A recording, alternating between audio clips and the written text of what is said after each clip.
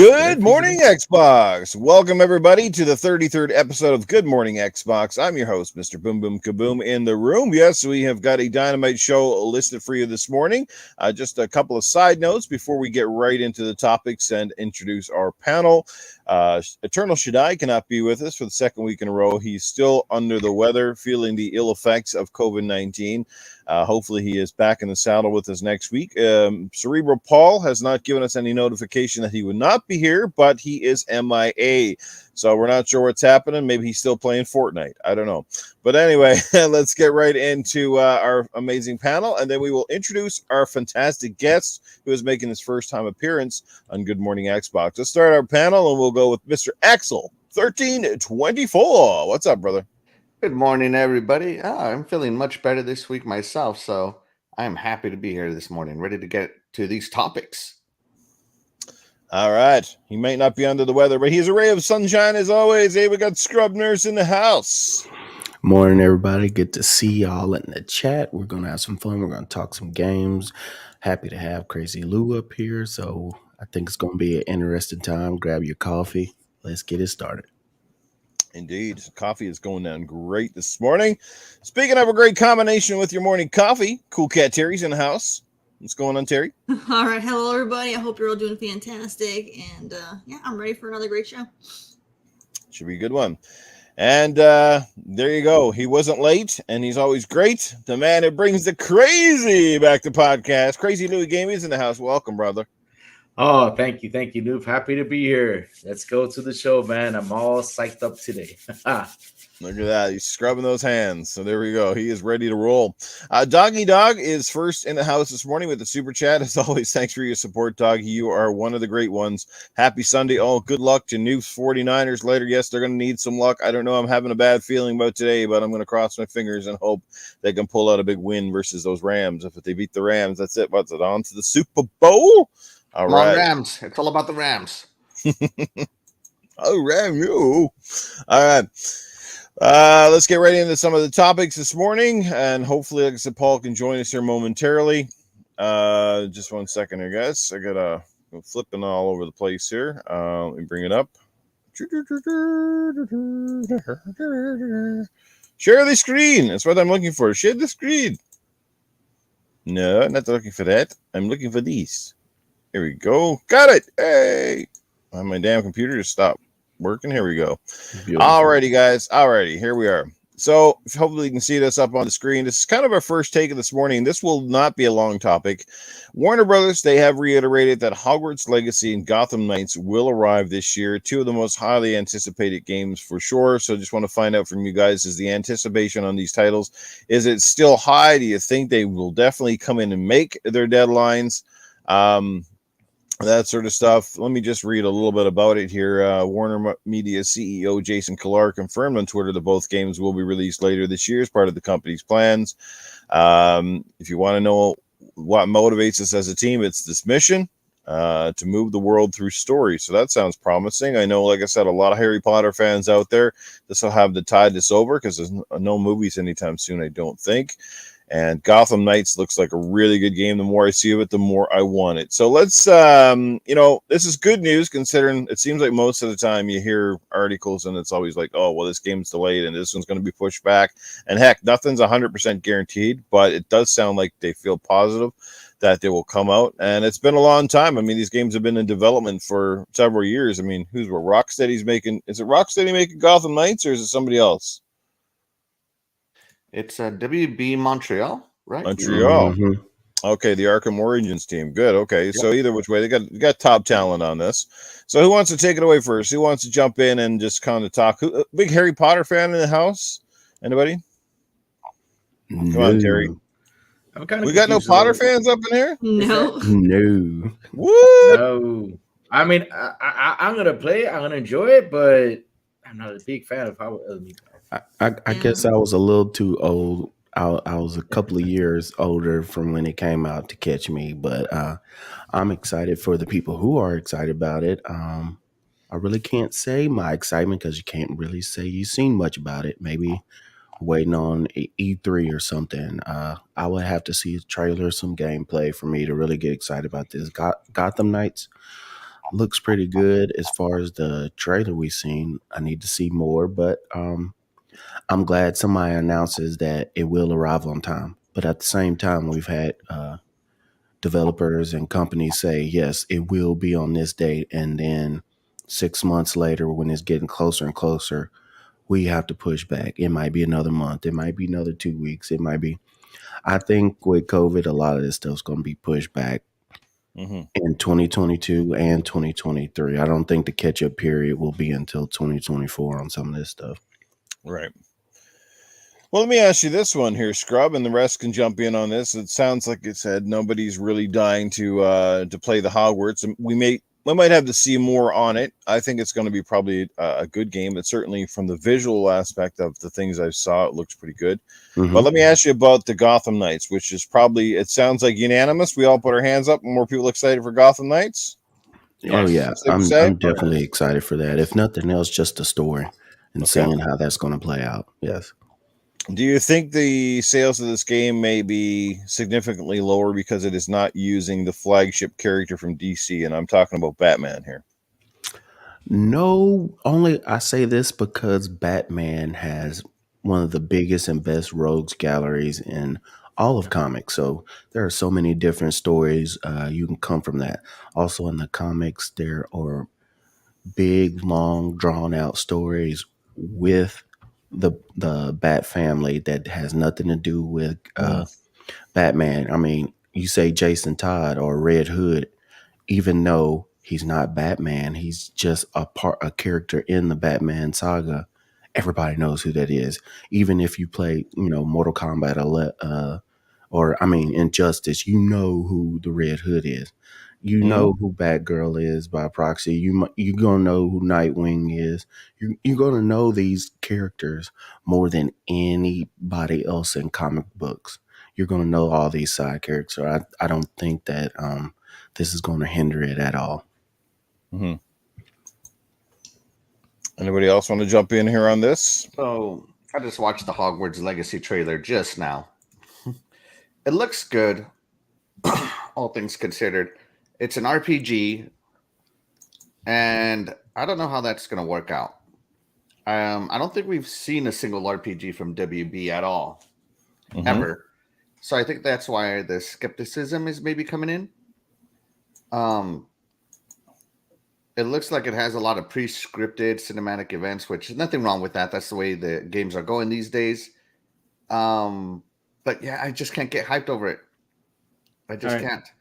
Now, on the flip side, got Batman, my favorite hero. Obviously not Batman, but the Bat family. I thought Master Chief was your favorite hero. Oh, my favorite comic book hero. You got to categorize it when you have as many favorite heroes as I do.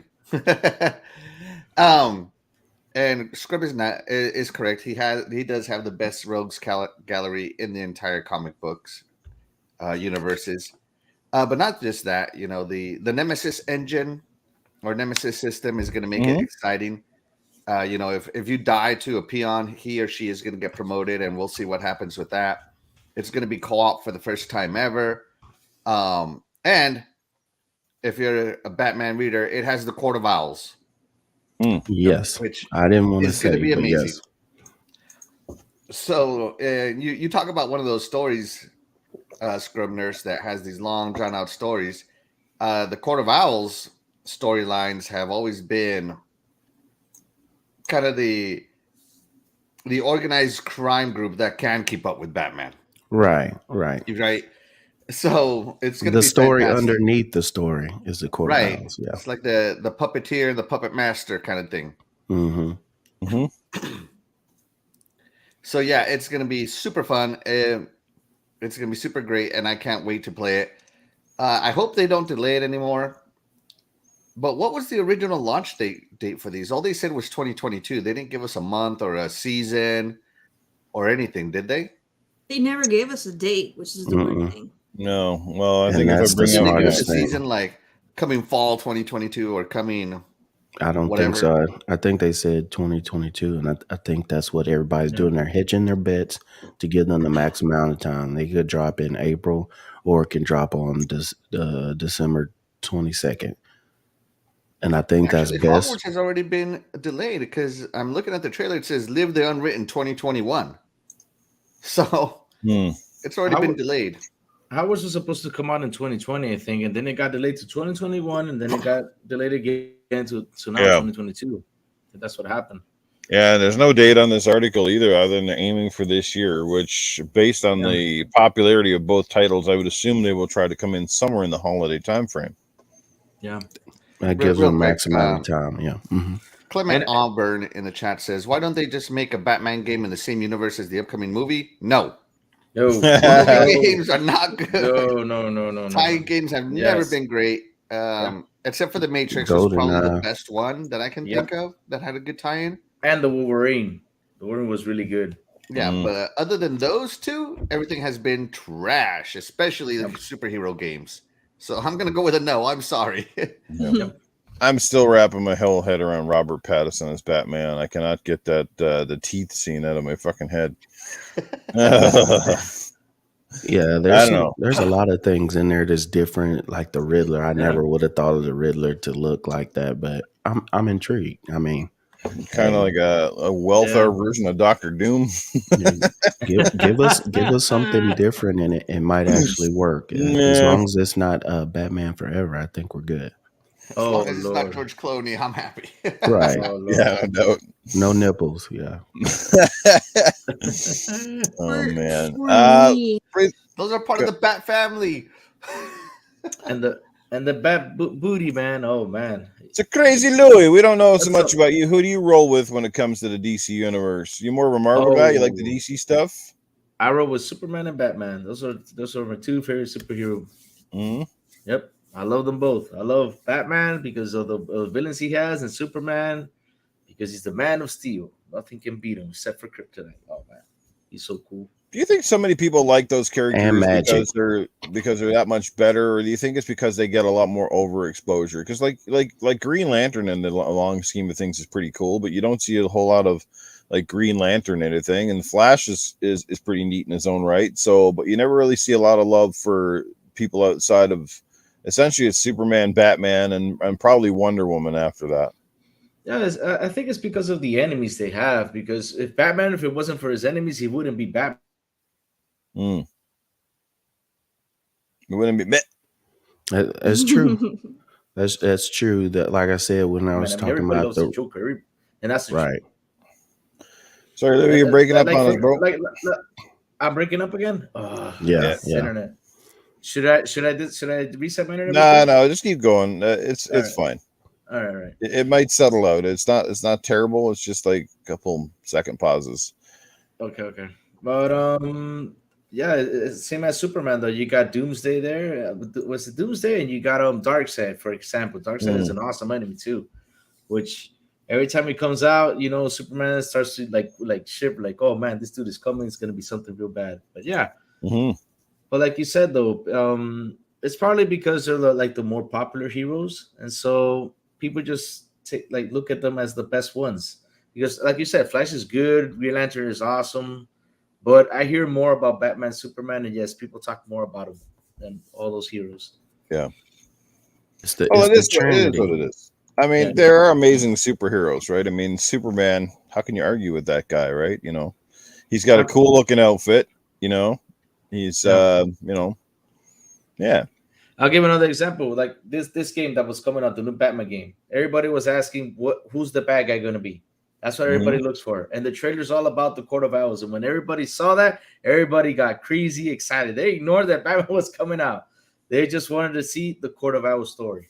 It's amazing how the villains bring out the story in those heroes. It's amazing. Yeah. And I think that's part of every good story, comic book, movie, or whatever. You have the best hero in the world, but a hero is only as good as their villain. Yep. That's how it is. And there's no doubt about it. With the Arkham series, the Joker was a large part of that. And he was so well designed and also well played. Obviously, Mark Hamill doing them in the Arkham Asylum, Arkham City, and then he did him again in Arkham Knight. Whereas I do believe in Arkham Origins, that was one of the big departures with that game, was that Kevin Conroy did not voice Batman, and Mark Hamill did not do the Joker in that game. I don't know if anybody knew that. Yeah. which is really weird. Made by because it was made by Warner Montreal, but yet same universe, but for some reason didn't get the big voice talent for that one for some weird reason. And the Hogwarts Legacy, I was a little bit confused because there was 2 Harry Potter games coming out. There's one that's supposed to be canceled, and there's the RPG one. This is the RPG version, right? That's correct. That- Yeah, Mhm. the RPG. All right. I'm actually excited for this one because it's actually a different game. I mean, finally we got something different instead of a shooter RPG or sword RPG. This is gonna be a wizard RPG, so I guess it's gonna be pretty fun. I'm gonna take a close look at it when it comes out because really, I want to play something different. It's been a while.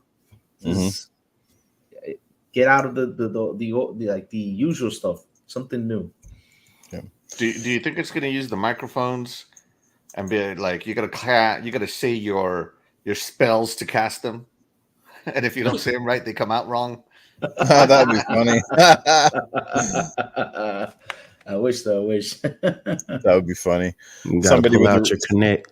Somebody with a really bad speech impediment is just constantly swearing at the game. It's not what it said. With Oh, the no. accent. Yeah, or with an Yeah. accent. Can't understand what the hell you're saying. You gotta say it with a British accent. Yes. I wanted to add, I myself am not a big Harry Potter fan, but if it has good gameplay, I'm open to playing it. But I do feel that they kind of missed their timing on it. Harry Potter's still big, but I feel like it's kind of been more on like a decline. They probably should have pushed this game like 10 years ago. Back when, everybody was like clamoring for everything Harry Potter. It's like it's definitely it's not as big as it was. It's you don't hear as much about it anymore. So I don't know. They might have missed their mark on it and waited too long. And then Gotham Knights I'm excited for, but I find it kind of odd that they haven't given us a release date yet. I mean, if they say they're on track, then that means they have a time in mind. So like right. if it's supposed to come out this year, I mean, I would expect it's within the next 6 months at least, so that they're going to run out of time for advertising, really pushing their marketing for it if they wait too much longer. Yeah, I mean, but at the same time, it's both of these games have largely been pushed back for the better part of 2 years, essentially, right? They were supposed to be out almost at the start of, pretty much almost at the end of last gen and pretty much the start of this one. And like I said, it's been nearly 2 years in limbo. So you have to think that at some point, they're getting down to the finishing touches, and then it's just make sure they nail it and take it home. Because if there's one thing that's just as bad as the delays these days, and that's the weird part, we're getting lots of delays, but still, with all the delays, have you guys noticed a trend? We've been seeing still a record number of broken launch games. Even with all the delays, they're still coming out, especially if it's multiplayer or open world. They seem to be just, honestly, they're just, they're riddled with glitches and things like that. And like I said, hopefully the extra time in the oven pays off, but at the end of the day, it's, delays are normally good. We're going to talk about delays in just a minute here as we segue in.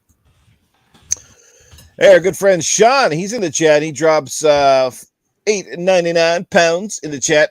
Hello, everybody. Hope you all had a great weekend. We certainly did, Sean. And thanks for stopping by and being in the podcast chat this morning. A big shout out to everybody that's here. Including Sean. Fastback is here this morning. HDK in the house. What's going on? Mr. Joanna Dirks hanging out with us this morning. We got Eric the Red. What's going on, Eric? Good to see you. Youngest is here. Clement Aubert. What's going on? Clement said quarter of owls. Probably spelled it wrong. Yeah, it's not a quarter of owls. It's the court of owls, but that was pretty funny. And Crispy Rambo here as well. Doggy Dog still hanging out with us. Casket Repairs in the house. We got Jesse Derby up here. What's going on, Jesse? And man, great crew already early this morning in the building. Dr. Dinglenut is here. There you go. The man with the best name is in the house this morning. Dr. Dinglenut. All right. He must have came up for you, Crazy Louie. Yep. He must have. Seriously. Dinglenut. Sounds like you and him could be like partners or something. That name reminds me of Dingleberry. So yeah. He needs his own YouTube channel. He should have his own show. Well, Dinglenut Gaming. There you go. That'd be funny. There you go, Dingle Nut. I gave you some advice there. Start up that channel. There you go. Crazy Louie's got his hand up. He'll join you. Silent Cypher, what's going on? Gone Mad, good to see you. Great games last night. Sorry, didn't stick around for Aliens Fire Team too long. It was getting late, and obviously Doom extended far past the initial time frame I had intended. So, but hey, it's all good, right? All good. Everybody cool with that topic? Shall we move into the next one? Let's go. All right, we got the thumbs up from the panel. Yeah, there's not much to say about it. I mean, we don't know enough about the games. Hopefully at E3 we'll see a lot. There is no E3 this year, so well, hopefully during that time frame this summer we'll probably see a lot of footage about those games and can figure out if we want to spend our hard-earned money on them. Just speaking of hard-earned money, well, you're gonna have to spend it on Dying Light 2. That game is not coming to Game Pass, guys. Any particular thoughts? Do you think it will? It sounds like the dev is kind of taking a hard stance on this one, like they have no plans of this game seeing light with Game Pass. Any thoughts? I'm good with it. If that's what you believe in and that's what you want to do, that's fine. You're a developer. Right now, you don't necessarily are the head or the businessman where you're trying to maximize profits. You have something that you created that you love and you just don't want it on there. Fine. You will get the money for the game. People are excited for the game. People will buy the game. I think the only thing with Game Pass that's not being on Game Pass is it might hurt with the engagement. But as far as people enjoying the game, there are hardcore people. There are people who just coming into the genre or the game will buy this game and they will have fun. There's plenty of games that are not coming on Game Pass that I've still purchased. And then later on it's coming to Game Pass. So it just depends on what time you want the game. Do you want it the first day or do you play your backlog games and get it 6 months later on Game Pass? We'll see. All right. Who wants to take the next lead? Anybody here excited for Dying Light? Are you going to kind of take that hard pass or are you going to cross your fingers that it comes to Game Pass? Go ahead, Louie. You got your hands rolling out there. Louis has frozen. We lost him. I don't know about Dying Light, but maybe he's got dying internet. Am I back? Am I back? Hello. You're back. Yeah. Just when you had to speak, it's funny. He's like, okay, I'll go fast. Oh wait, this is gonna be meme pictures. You'll see. Joanna is gonna grab them and do memes on them. So. So yeah, I'm really excited for Dying Light though because I mean I played the hell out of the first one, and if it's coming on Game Pass, guys, remember something? Usually Microsoft or Xbox drop news on Mondays and Tuesdays, so we gotta wait till Tuesday. If Tuesday there's no sign that it's coming to Game Pass, and yeah, we're gonna go out after and buy it. Which of course, either way, I'm gonna buy it because I'm just a huge fan of that game. I played the hell out of the first one. Yeah, I love it too much. And yeah, I'll pay my money's worth. Really, I'll pay it because it's long. It's got 500 hours too. It's gonna be pretty amazing. It's gonna be way fun. Absolutely, yeah. If you want a game, man, like if you want a game, just go and get the game. It's that simple. Like nothing's changed, you know. People just, I do. Like I said, I love Game Pass. I think many of us do, but that's one thing I can't stand that Game Pass starts to act like a crutch. You know, it becomes this fail safe for people to be just like, yeah, I really want this game, but I'm just going to wait, come to Game Pass. I don't know. It's just a weird way of thinking. I mean, I can't tell you what to do with your money, and everybody's trying to save a buck. We know that times are tight for all of us, and Game Pass allowed us to play more games than any of us could shake a stick at. But I still think I just don't like that way of thinking where everybody like, you know, a few years back when Gears 5 was coming out, people were just like, yeah, I'm going to wait for it on Game Pass and stuff like that. I was like, really? Like, you're going to wait for Gears 5 to go to, it came on, I think it was day one with that game. But you know what I'm saying? Like, there's certain titles.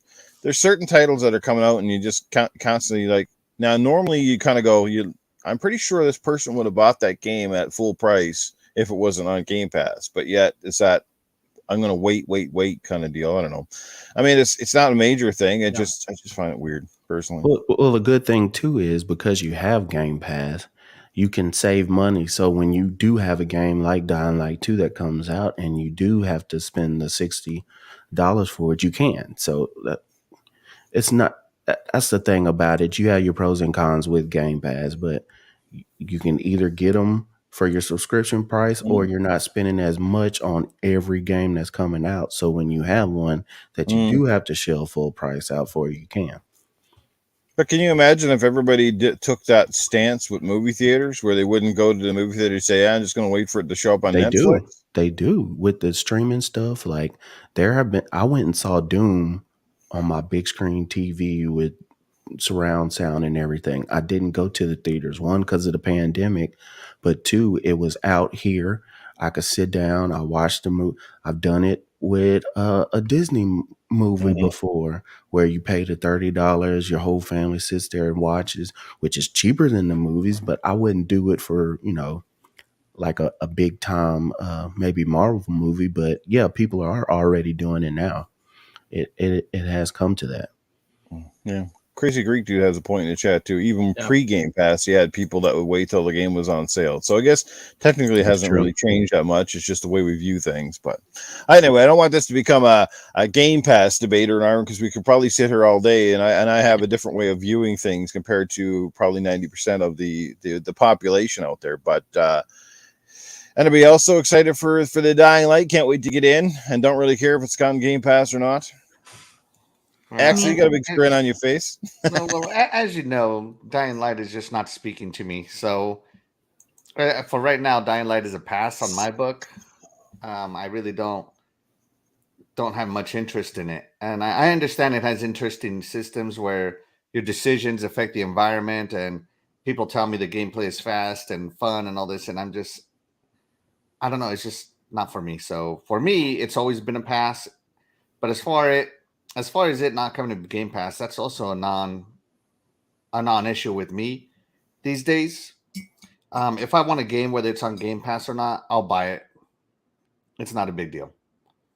But I don't want this game, so I'm not going to buy it, regardless. Even if it was on Game Pass, I probably wouldn't play it. So fair enough. Yeah, fair enough. To each their own. Absolutely. Terry. All right. For me, I'm not a big fan of zombie games. But if it did at some point end up on Game Pass, I'd be open to playing a co-op game. And I'm always open to co-op.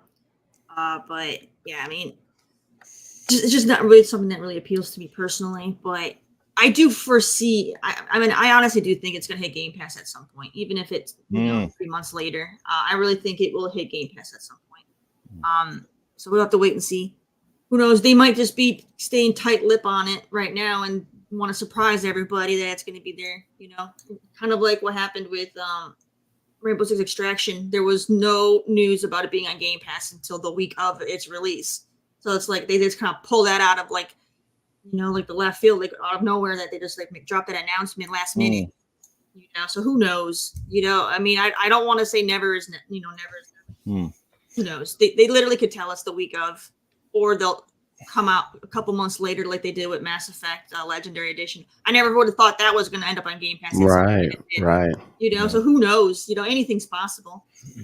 Well, one of the things that's a big boom for this game, one of its big bonuses, and the reason why fans love it so much as well, because it does, the genre well, but it's also co-op.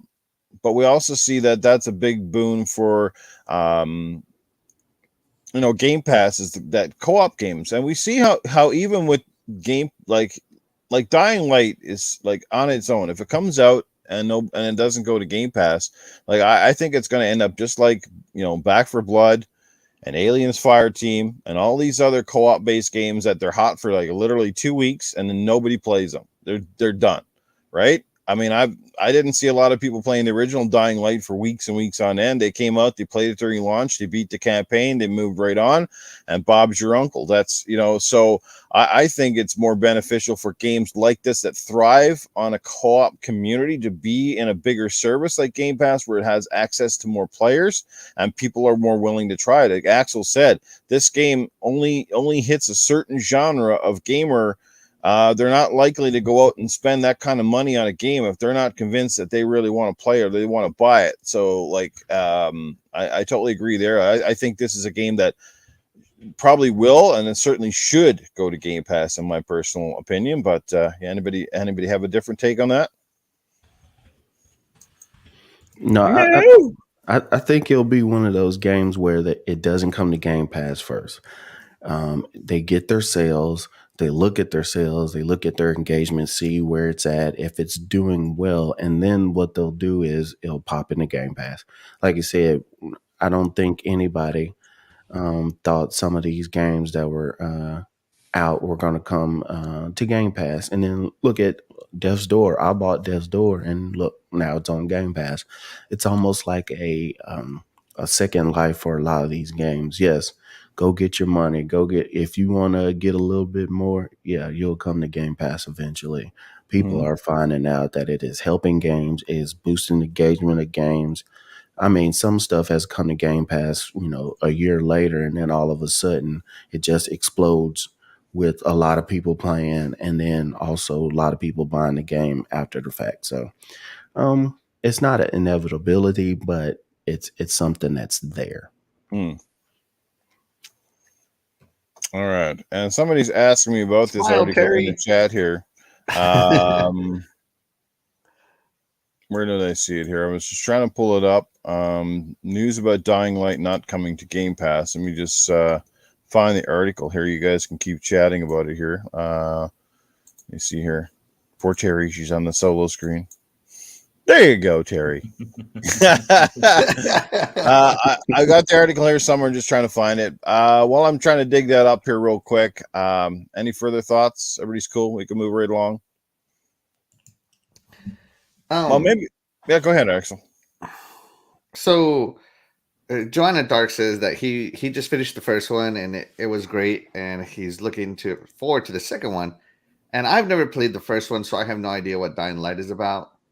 Wow. When I saw Dying Light, I just saw another zombie game, and it didn't have a good advertising, not on the box or on TV or anywhere else that I saw to get me to buy it. So, I was just going to reply to him that maybe I just need to go buy a used copy of the first one, check it out, see if it's for me, and maybe I'll like Dying Light 2 enough to go buy it.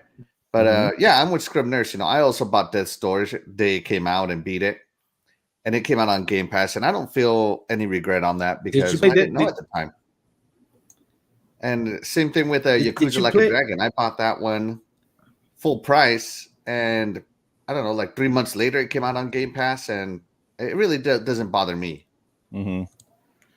Did you play Dead Island? Right? Did you play that? No. Oh, you didn't? Okay. No, it got bad reviews, so I didn't play it. All right. But if you play Dying Light, it's like the guy is like on steroids. He jumps, he climbs, he throws himself everywhere. It's zombie parkour. Yeah. Yeah. Mm-hmm. It's pretty fun. It's really fun. Okay. It's one of those games you either like it or you don't. But I think what enhances it is co-op. You can jump on there with a friend, so it might make it a little bit easier if this is just not your type of game. So, also, co-op zombie games never work out too good for me because I usually end up being the person in the back, so the person in the front aggroes the entire mob, and instead of attacking him, they attack me. So, yeah, it's just zombie apocalypse games with co-op definitely don't go well for me. So, if there's ever a real zombie apocalypse, I'm definitely going alone. No co-op. Okay. And to address like I said, the chat, no, like I said, the article stated, and it came from one of the people, at Technoland, I guess, and the publisher, that it's not coming to Game Pass, at least on launch. They have not clarified that it will never come to Game Pass, which is usually the case in a lot of games. But it's just definitely not at launch. I think a lot of us here can definitely see a game like that coming. It's just a matter of time. And I guess a lot of it really depends on the case-by-case scenario. It depends on the community. It depends on how sales go out of the gate. If sales are stagnant and the community dies off quickly, I suspect we will see it sooner than later. I got a funny feeling that Battlefield 2042 is going to be in Game Pass pretty quickly here, the way things are going for that particular troubled title. So, yeah. So let's bring up the I guess, you know what? Coolcat Terri. Might be a great time right now if you to drop your indie spotlight, if you shall have everything ready. Yep. Okay. So we'll let Terri do the indie spotlight. All right, so I'm going to go ahead and show you a game that has a trilogy currently available, and they're working on the 4th game right now. So one is a co-op, a 2-person co-op only game. You cannot play this solo. The game is designed to where you have to have a player 2 before you can even hit the start button. So co-op only. So let me go ahead and show you guys this game. Co-op only, interesting. Total Mayhem Games.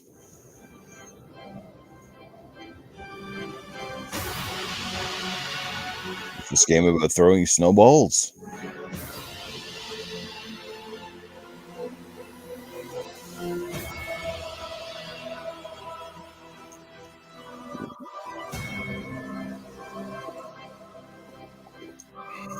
Oh god, puzzles. There's a way for us to escape, but I need your help.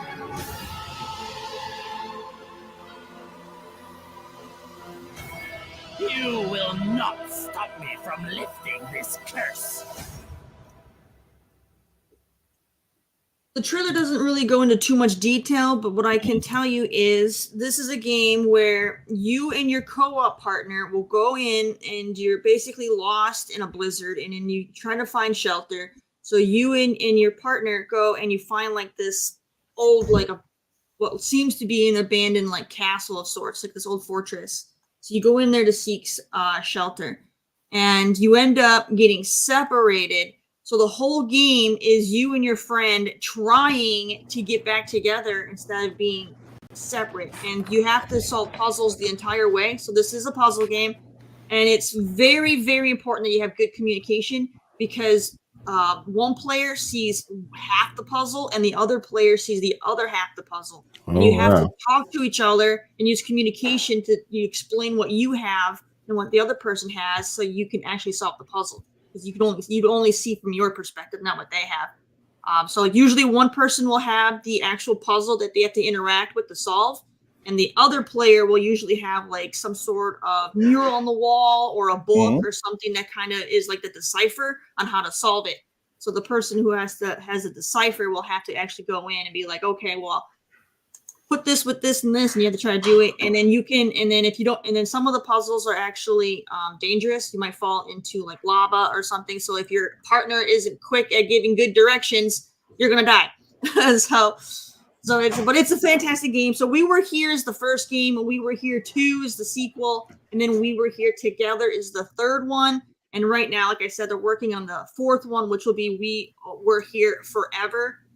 But they're fantastic. They're a lot of fun. So if you are someone who enjoys a good puzzle game, this one is definitely a must play.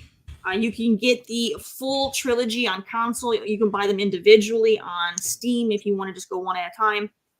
But I definitely highly recommend them. They're very, very well done. Puzzle games. Sounds like something I might have to avoid.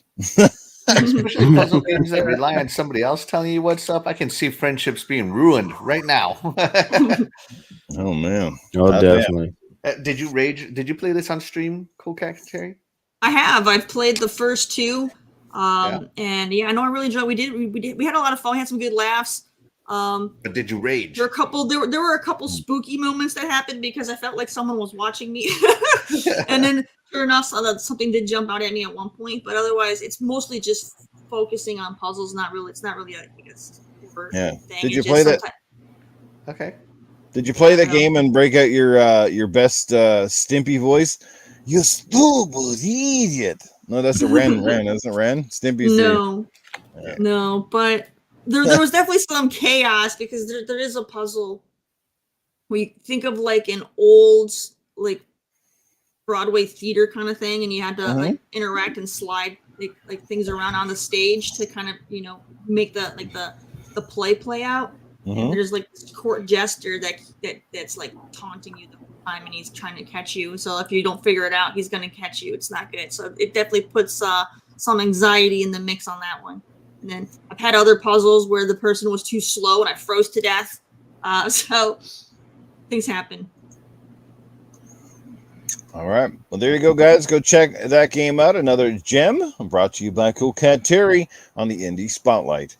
Alrighty, let's talk about. We talked about games, obviously a few games that are going to hopefully make their target dates for this year. But now we're going to look at some games that were possibly delayed this year, and will may even slip into 2023. So hopefully you guys can see this up on the screen here. Perhaps I'll make it full screen. No, it already isn't full screen. So here's a list of some of the games, and we'll talk about some of the ones that are most disappointing. And the first up, because it was supposed to be out relatively soon, has been pushed back to later this year. Previously planned for April, we have Stalker 2 Heart of Chernobyl, which was certainly one of the big games touted to come to Game Pass right there. And now it's been delayed till December 8th, which is a pretty crowded time of the year. Frontiers Warhammer Age of Sigmar RTS. Never really heard of it, but it sounds like it's... I don't know. House of the Dead remake. Now, there's one that I'd like to definitely try. Yep. It was Nintendo Switch announced in 2021, planned for late 2020 release. It's been Q1 in 2022. Don't have any idea what the hell this one is. Rumbleverse.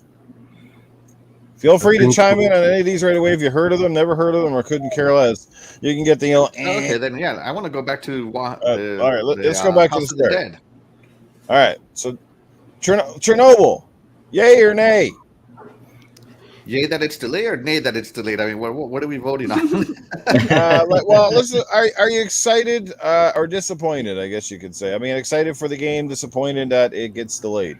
I'm excited, and excited it's getting delayed. I don't want them rushing the game out. I don't want it to have a whole bunch of problems. If it needs delay, let it be delayed.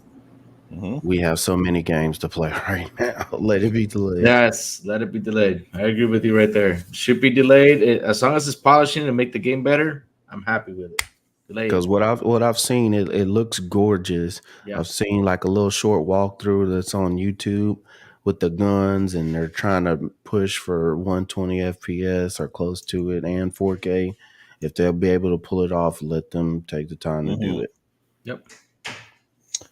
Actually, you wanted to chat about the next one, House of the Dead remake here. Yes, if you haven't played House of the Dead, you're missing out. So I grew up playing light gun games like Virtual Cop, Time Crisis, and House of the Dead seems to have been the last great pistol shooter, light gun shooter. Mm-hmm. And of course, this all happened when the Columbine shootings took place, so nobody released any light gun peripherals anymore, and first person perspective shooter games were out. But now they're coming back.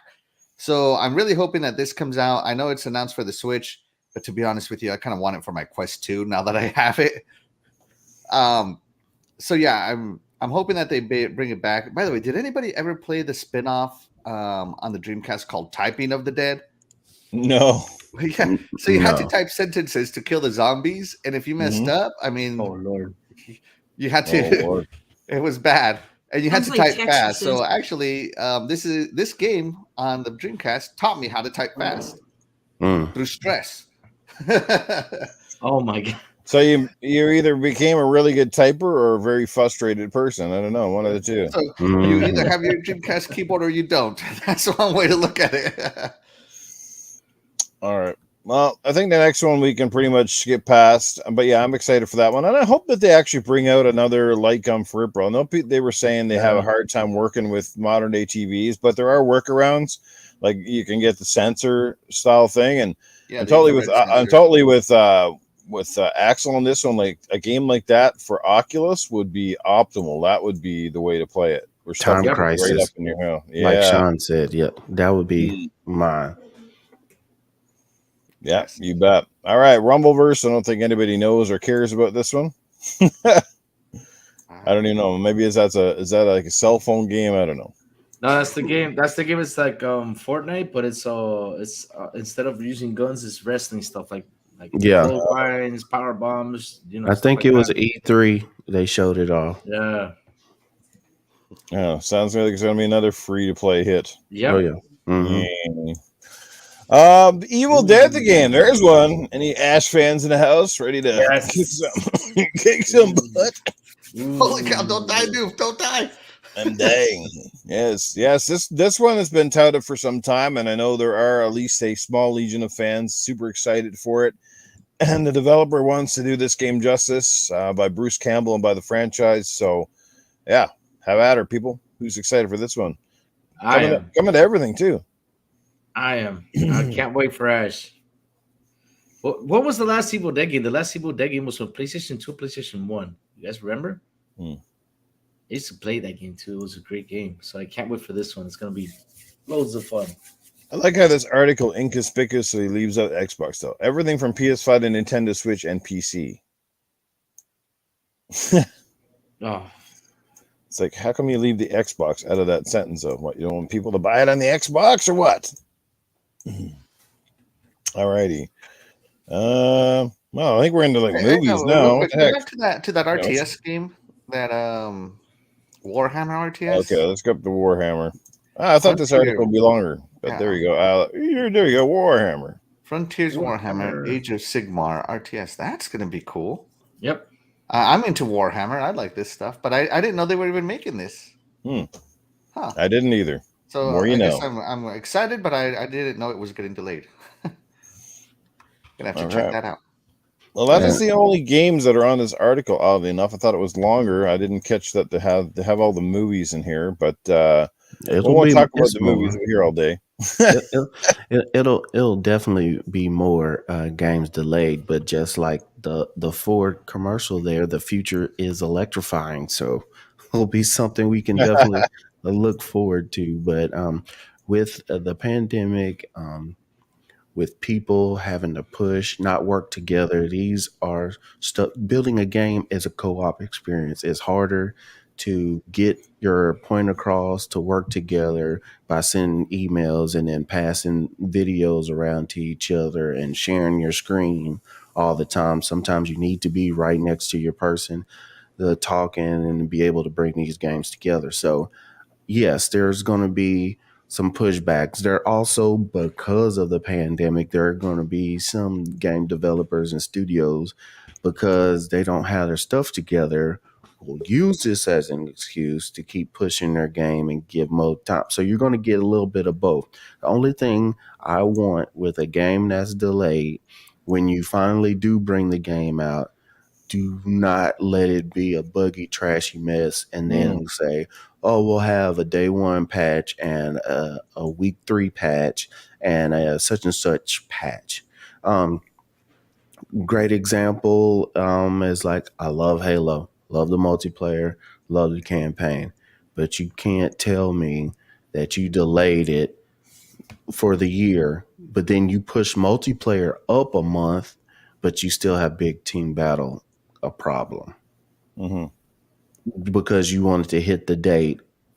And to me, it's just ridiculous. We're going into February and we're still having problems with that. So if you're going to delay the game, Cyberpunk 2077 delayed the game, and it still was a buggy mess, depending on what console you were on. If you're on PC, you probably didn't have hardly any problems.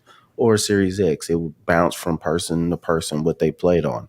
That is another reason why that's a problem. You have inconsistency. So if you're going to delay it, let's delay it to bring out the best product you can, not to delay it to give you more time and it still be a mess. Absolutely. You know which game is still delayed? Scorn. Scorn, I think, was already supposed to be out, wasn't it? Yeah, it was supposed to be out in the winter. There's also another Warhammer game that's supposed to be out for Xbox. It got delayed. It comes out in February. Yeah. Are you talking about Total War Warhammer, or are you talking about a Warhammer game? Well, there's that other one too. Warhammer, was it Dark Tide? Yeah, they moved it. Yeah, and they didn't have a date now. It's just supposed to come out in 2022. There's no date for it yet. Yeah, that did happen. Yeah, delays. Dark Tide looked good. Let's get to the real delays here. Advanced Wars 1 and 2 reboot has been delayed from the Game Boy. Don't know if anybody played those. Go ahead, Terry. But Warhammer is one of those franchises where they always have like 3 games every year anyway. So if they delayed one, you're not going to really notice because they're always spitting them out anyway. This is true. I don't know, man. I'm really into Total War, Warhammer 3, or Warhammer 2. I bought that one on Steam, and 100 hours. Next thing I knew, I had played it for like 100 hours in a week. So I'm really excited for Warhammer 3 coming out, and it's day one on Game Pass. Any I'm Total looking forward War fans in here? Anybody play on I'm, PC? I'm more interested in Space Marine 2. Yeah, that one's gonna be good. Yeah, But that one no, looked pretty good. Darktide for me, simply because I love Vermintide. I thought that was an amazing co-op game. okay. Well, we got those bots again. Yay. Yeah, they're back. They're back. I hate those guys. Hey, speaking of delays, Cerebral Paul is in the building. What's going on, Paul? No camera today because I'm not in a good mood, and it will show on my face. It's been one of those mornings. One of those mornings, eh? Just late waking up or what? Just not feeling well? Computer decided it wanted to patch, and that took forever. And then my headset didn't want to work, so that took forever. Yeah, not a good morning. Yeah. I understand. Well, you're here. Better late than never. So we'll get you to talk about the Star Wars article momentarily. So, but yeah. Let me speak to because Go ahead. Again, this is one of my we've talked about this before, and I don't tend to agree with you guys all complaining about the delays and Cyberpunk, and that wasn't they wanted to delay that. Remember that. The board is the one who pushed that out, not the developers. Right. I'm not disagreeing with you. I'm just saying that whoever made the decision to bring it out, whether it's the developers, whether it's the company, the business, whoever, the game was not ready. It should not have been brought out. Correct. I don't care who makes the But the way decision. you made it sound, that can make it sound like to me, you have to clarify, especially in that case. Okay. Because those developers took a lot of unnecessary shit and death threats and all kinds of crap. You're right. Their fault.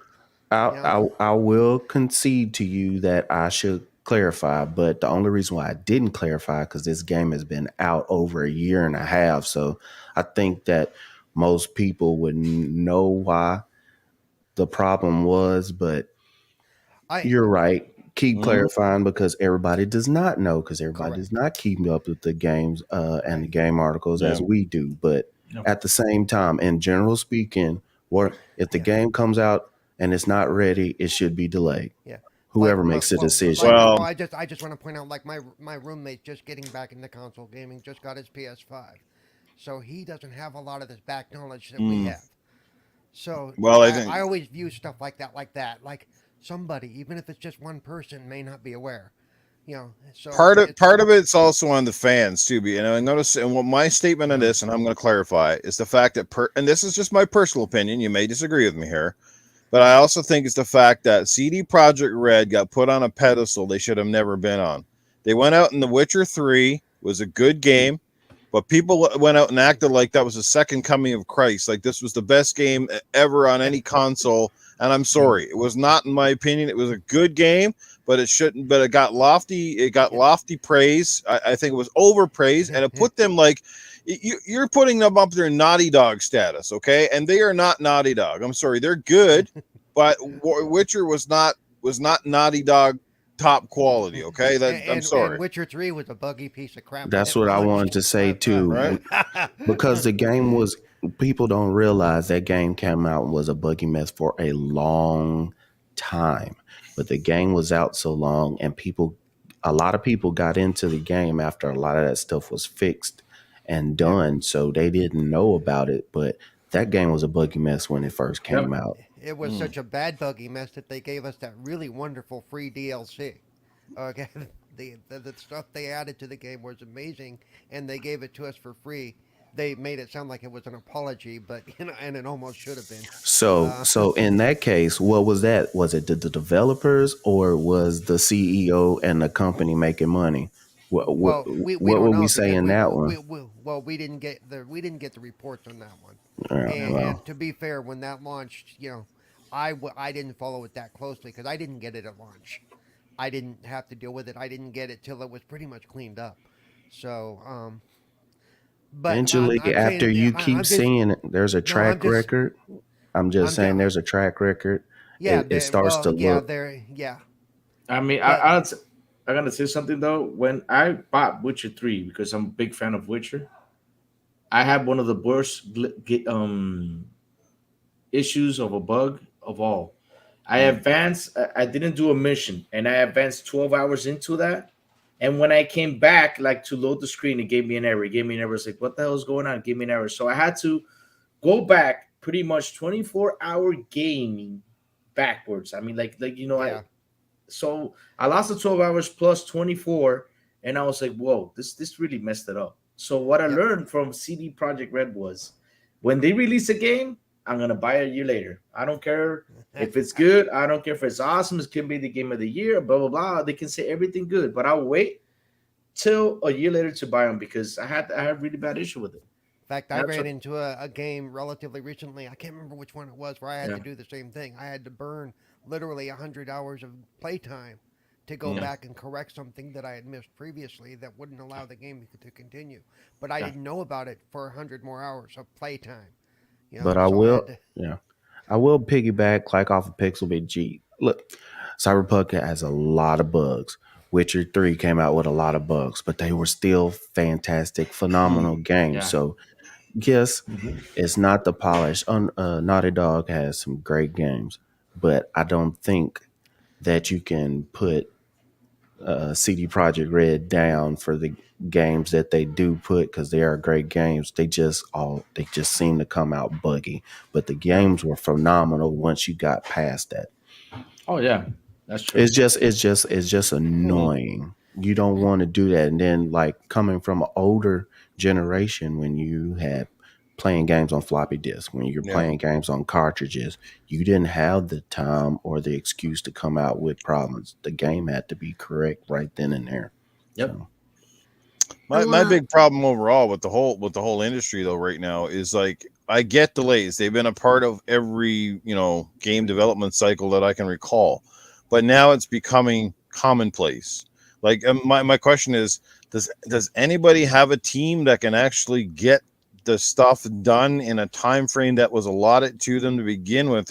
I mean, I know there's always variables, but it's just cutting to the point now where it's just like like you just it's like 9 out of 10 games now. It's not the other way around. It's not like, they've gotten to the point now where they're almost comical. It's just like oh, game's delayed. Yeah, no crap, Tonto. You know what I mean? It's just like, what? Come on, man.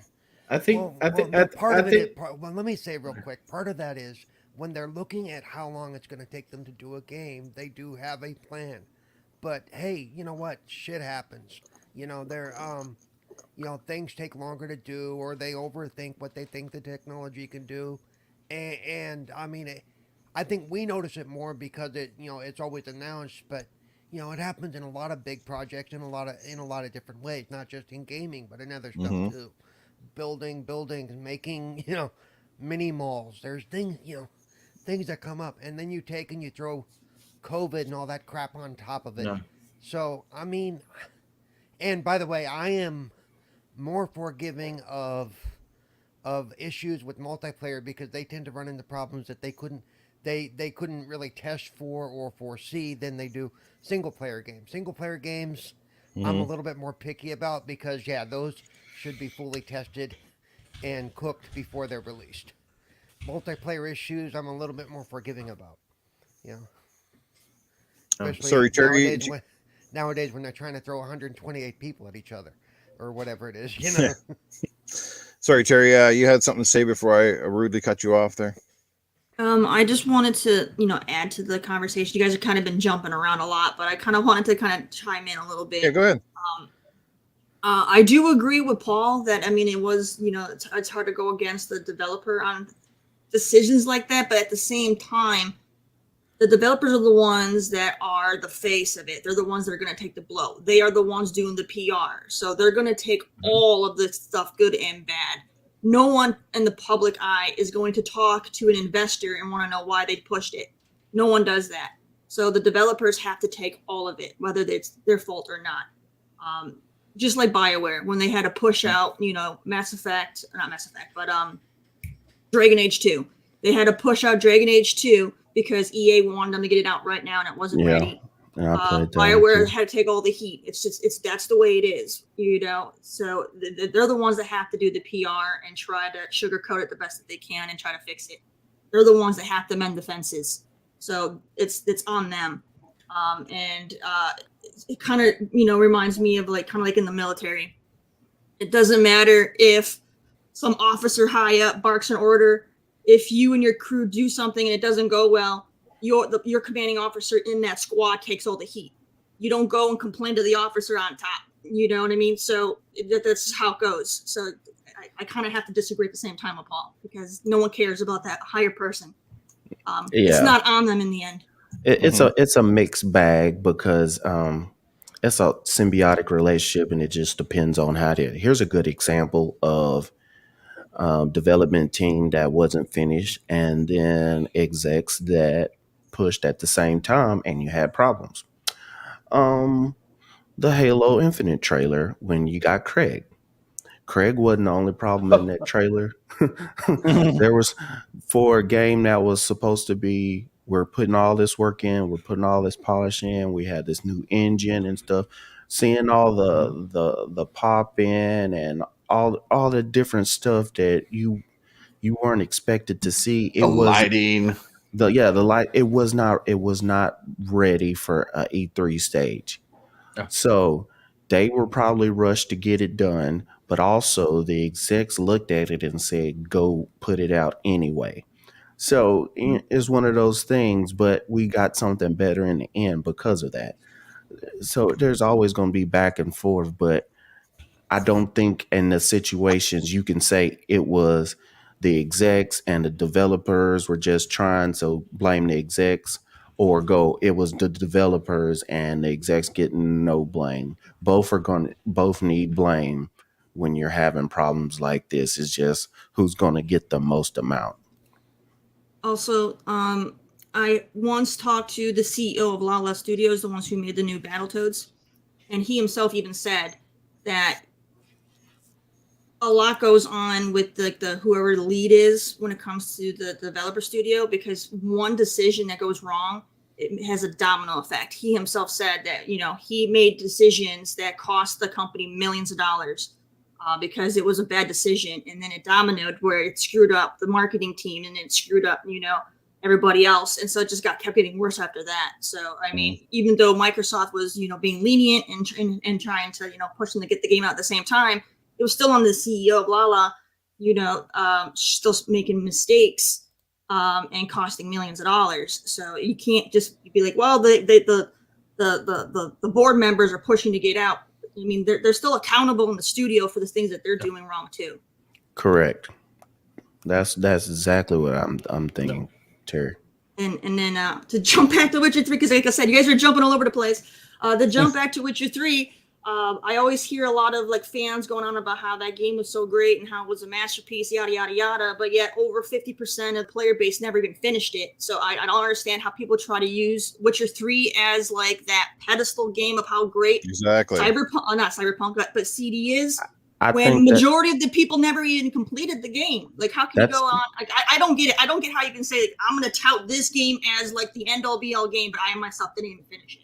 That's almost every game that comes out. You will have a masterpiece game that is only 8 hours, that is the number one game in the world and sells 15 million copies, but 70% of the people who bought the game will not finish it. That's every game. True, but I'm just saying, as from a player standpoint, if you are one of those gamers who didn't finish it, then you can't talk about it. Don't go on about how perfect it was. Because if you enjoyed it that much, you would have finished it if you truly enjoyed it as much as you're claiming. And putting CD Projekt Red on that kind of pedestal after one game that brought them critical acclaim and notoriety is like saying that one team that wins a Super Bowl one time in their life is automatically a team of the generation. No, it doesn't work that way. When you can put together. And you can put together football fans, they do that all the time. When you can put together a portfolio of 6 or 7 games that are boom, boom, boom, almost near perfection, at the top of the stuff, then you've honed your craft. But until you get to that status, you're still just another developer making a game. Everybody strikes gold once in a while, but let's see what they do now with Cyberpunk with the next update. Let's see where that goes. Because, how many updates have they had now and they still can't get it right? and let's see where they go on their next game. If they learn their lessons, and I mean, obviously, and I totally agree with Paul. I think the largest problem with Cyberpunk was not them. It was because they were forced to put the game out fast. They knew the timeline, but it was obviously a much more demanding game than anybody had expected. And again, I blame if you've been following the articles, you know that the suits wanted that game out. It needed to come out. And yes, the fans, and I'm guilty. I'm one of them. I got tired of the delays and I just wanted this game to come out. It's like either, this thing, if it comes out this century, or just cancel the damn thing. You know what I mean? So that's what I think. And that is the case with some of the games. Some games maybe not. Maybe it's just poor who knows? It could be a factor of a lot of things. Poor production, poor leadership, too many avenues, and like the bigger the studios get, the more daunting it's got to be. Like how do you keep track of everything when you're small? Yes, a small circle. It's like it's like going into a lunchroom with 6 people, right? Not that noisy. If you go into a lunchroom and you got 100 people, guess what happens? It gets noisy. I would imagine that's pretty much the same scenario with a big studio. A lot of noise. But the good thing is that this happened though for them is that now if they're going to do another game, they're going to tell the investors, guys, you remember what happened here? You guys don't want that again, right? So let us work. I think that's what they're going to tell them. I think it was a situation that needed to be happen. Plus, like I was saying earlier, and Pixelbit G said it comment in the comments. The worst thing was you're making all this stuff and all this big world energy and then trying to put it on a Xbox One or PS4 original, not even the pros. But So it started development on those consoles. That's the funny part, though. yes, it started development, but just like you have Unreal Engine 4, with Unreal Engine 5, you can port the stuff over and move it over. So yeah, you could have started with Unreal Engine 4 and then put the game out and it runs on Unreal Engine 5. Yeah. Yep, and That's one of the aspects of some of the delays as well. They decide mid-ship that they're going to jump into. right. So you're going to have those kind of issues, but also you can start on one and then build up. A lot of the PlayStation games now that are saying that they're PS5 exclusives started in the PS4 generation and can play on the PS4 generation. Just now, what we're seeing that a lot of them are being put on PS4s as well. So there is a way to make it for, but a game that big and what you're trying to do with open world and all your graphics and everything, you're building it on computers, you're running it all through computers, and then you're dropping it down to try to fit on the Xbox One or PS4 will destroy that. It's like taking a high resolution photo and then making photocopies of it and then wondering why it doesn't look as good as your high resolution photo that you took.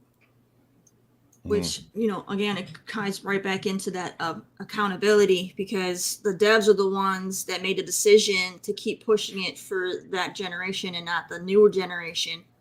And the devs themselves even came out and said that they weren't really looking to see what condition it was in. They were only focused on the PC version for majority of the development stage. So accountability, if you're not looking at how good it's coming along on the console side, then maybe you should look at it instead of just being like, oh, we think it's good. I mean, if you're only looking at the PC side, then if anything, they should have just released the PC side, waited on the other stuff, or they could have easily during development be like, okay, we're seeing how it's coming along on this version and it's not that good, so maybe we'll scrap the idea and push it for the other generation. I mean, in the end, that's a decision the devs make. The investors don't make that decision. The developers are the ones that come to the investor. Hey, we have this idea. We want to put it on these systems. Cash, give us some money, please. And that's pretty much what happens. And so no, like they're the CD Projekt Red are the ones that decided we want it on Xbox One and PS4. They're the ones that said we weren't looking at it. We thought it was good. And then they're the ones that said, you know what, we're going to release it anyway, even though we weren't even looking to see if it was good. Yep. So that's all on them, 100%. Let me ask Louis this question. Louis, what's up? If the developer had have come out through their publicist or whatever and said the game is going to be delayed because we have a lot of bugs that are obviously system breaking. There's just too many right now that the game does not run at an acceptable level for gamers, especially to drop in this kind of money down on day one. Would the gamers have accepted that and moved along and waited for the game, or do you think there would have been a giant uproar, maybe a bit of both?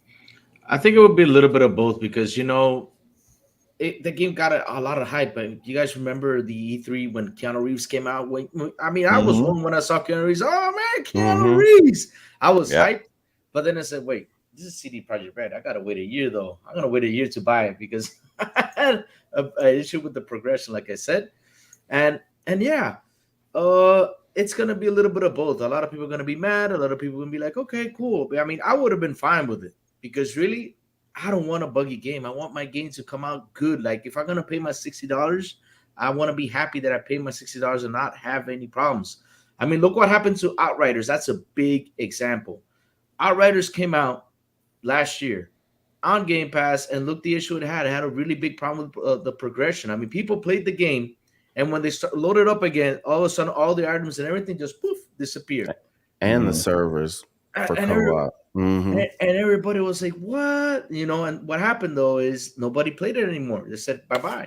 That's it. Mhm. So Yeah.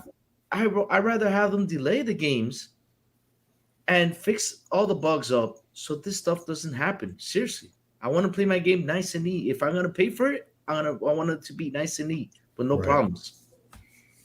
That's how I Well, want the it. current game that's going through some of that is Battlefield. Battlefield, Oh yeah, that's another Well, example. Whoa. Well, that's just it. Here's a question for you. Maybe actually you can join. What do you think is worse? Do you think it's worse to have, like I said, one great game can kind of make you, but a bad game can also break you? And do you think the lingering effects of a great game last longer than the lingering effects of a bad game? Because obviously, if you look at, again, you just mentioned Battlefield, Dice's track record's been pretty good for the most part. Mhm. But now, within the last 2 or 3 games where they haven't sort of met lofty expectations, right? Fans have really turned on them in a hurry, and their game is suffering for it. And now they've got a big road ahead to make up for where this game is, where it's going to go. So now you have to wonder, like, are like I said, you can go from the pedestal and then you can go right to the outhouse, all within a matter of days. So which one do you Mhm. think sticks around longer, the good reputation or the fans remember you by the botch jobs? they remember the bad longer. The bad lasts longer. The bad taste lasts longer. Definitely. Excellent. Um, People are in the "what have you done for me lately" camp. I don't think anybody remembers anything, to be honest with you. I mean, we might because we're Yeah. hardcore gamers. Yeah. The casuals, the 90% of gamers that are going to play these games, they don't even know who CD Projekt Red is. They don't know who Dice is. Mm. They don't know who any of these developers are. Mhm. You know, they just know these games, and all they're going to know Yeah. is that, hey, Battlefield 2042 sucks, but Battlefield, I don't know, 2043 or whatever the next one is going to be, is fire, and they're going to tell their friends and so forth and so on. Once they get into the hardcore gaming, yeah, they're going to remember and be more cautious and stuff like that. Um, there's like people who say they don't buy games. I saw in the chat somebody said that they don't buy games for a year, regardless, until all the patches have been put out. Mm-hmm. And that's a sad reality to be in, that a game comes out and you got to wait for all the patches to come out. I'm thankful, though I do feel that it's being abused, but I'm thankful that games can be patched these days, because if you remember back in the day, I mean, a bad game was a bad game, period. Yeah. Mm. And the good games were not very many. You can name everybody, like when you look at the OG Xbox, when you look at games, so the OG Xbox had a lifespan of about 3 years. Mm. And you ask people to list the good games on the Xbox, everybody's like, oh, Halo, Halo 2, Mech Assault, Knights of the Old Republic, Fable. I don't know, Crimson Skies. And everything else was bad. And that's my whole point, like games that come out and they are good from the beginning, make a great impression for your studio, for your legacy. and for the console itself. But I am thankful that games like Cyberpunk 2077 are stable now. I'm playing through Cyberpunk right now. Haven't run into any game breaking bugs or any funny bugs, which I'm kind of a little sad about. I kind of wanted to see my car fly. But it doesn't have any really game breaking bugs anymore. It's pretty stable. Mm-hmm. So now it's just the next gen patch that everybody's waiting on. So I am grateful that developers can patch their games. Look at No Man's Sky. I mean, No Man's Sky great example. was hyped to no end, and I wouldn't say it was buggy, but it under-delivered on its promises. Yes. And they patched all those promises in. And now No Man's Sky, everybody raves about it. The few people that still play it. I played it. Point. It's a good game, but it's just not my kind of game. Yeah. I don't know. I feel too lonely. That is the whole point. When you have a game that comes out where there's bugs or world-ending problems in the game, yes, you can patch, you can fix, you can day one, you can come back with some other ones, but you will never have the amount of people and the engagement that you had when the time the game came out. That's why it's important. Yeah. People, when you go to a restaurant, what do you tell most times when you talk about a person when you go to the restaurant? You don't go and tell them, oh, this was the best service I ever had, or this was the best steak I ever had at this restaurant. You tell them, oh, when I went through the drive-thru at such and such, they forgot my apple pie, or I ordered a such and such, that steak was cold. Or people tell more about their bad experiences versus their good experiences. I forget the developer who said this, but it's years ago. A bad game will forever be bad. Yep. A delayed game will eventually be good. Good. Miyamoto, wouldn't it? Yes. I mean, So I- that's the big deal. The problems will always get spewed out more. That's why your first impression is so important. Mm-hmm. I'll give you an example though. If anybody played the Battlefield 2042 beta, Yep.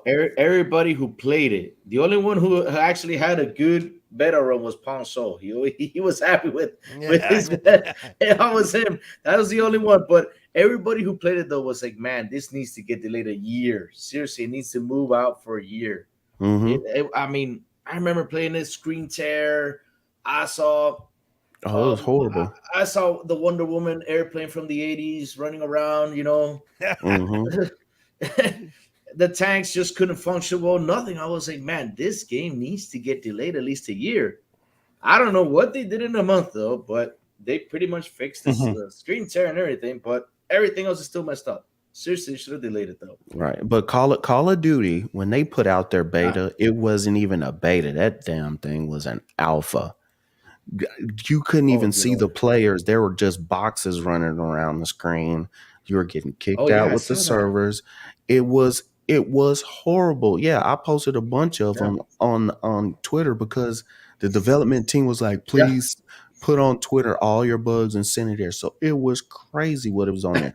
But by the time the game came out, it was 100 times better fixing all those problems than Battlefield 2042. So I don't know what was the difference between one and another. It's probably because Activision took every studio and said, fix it. Fix it, yeah.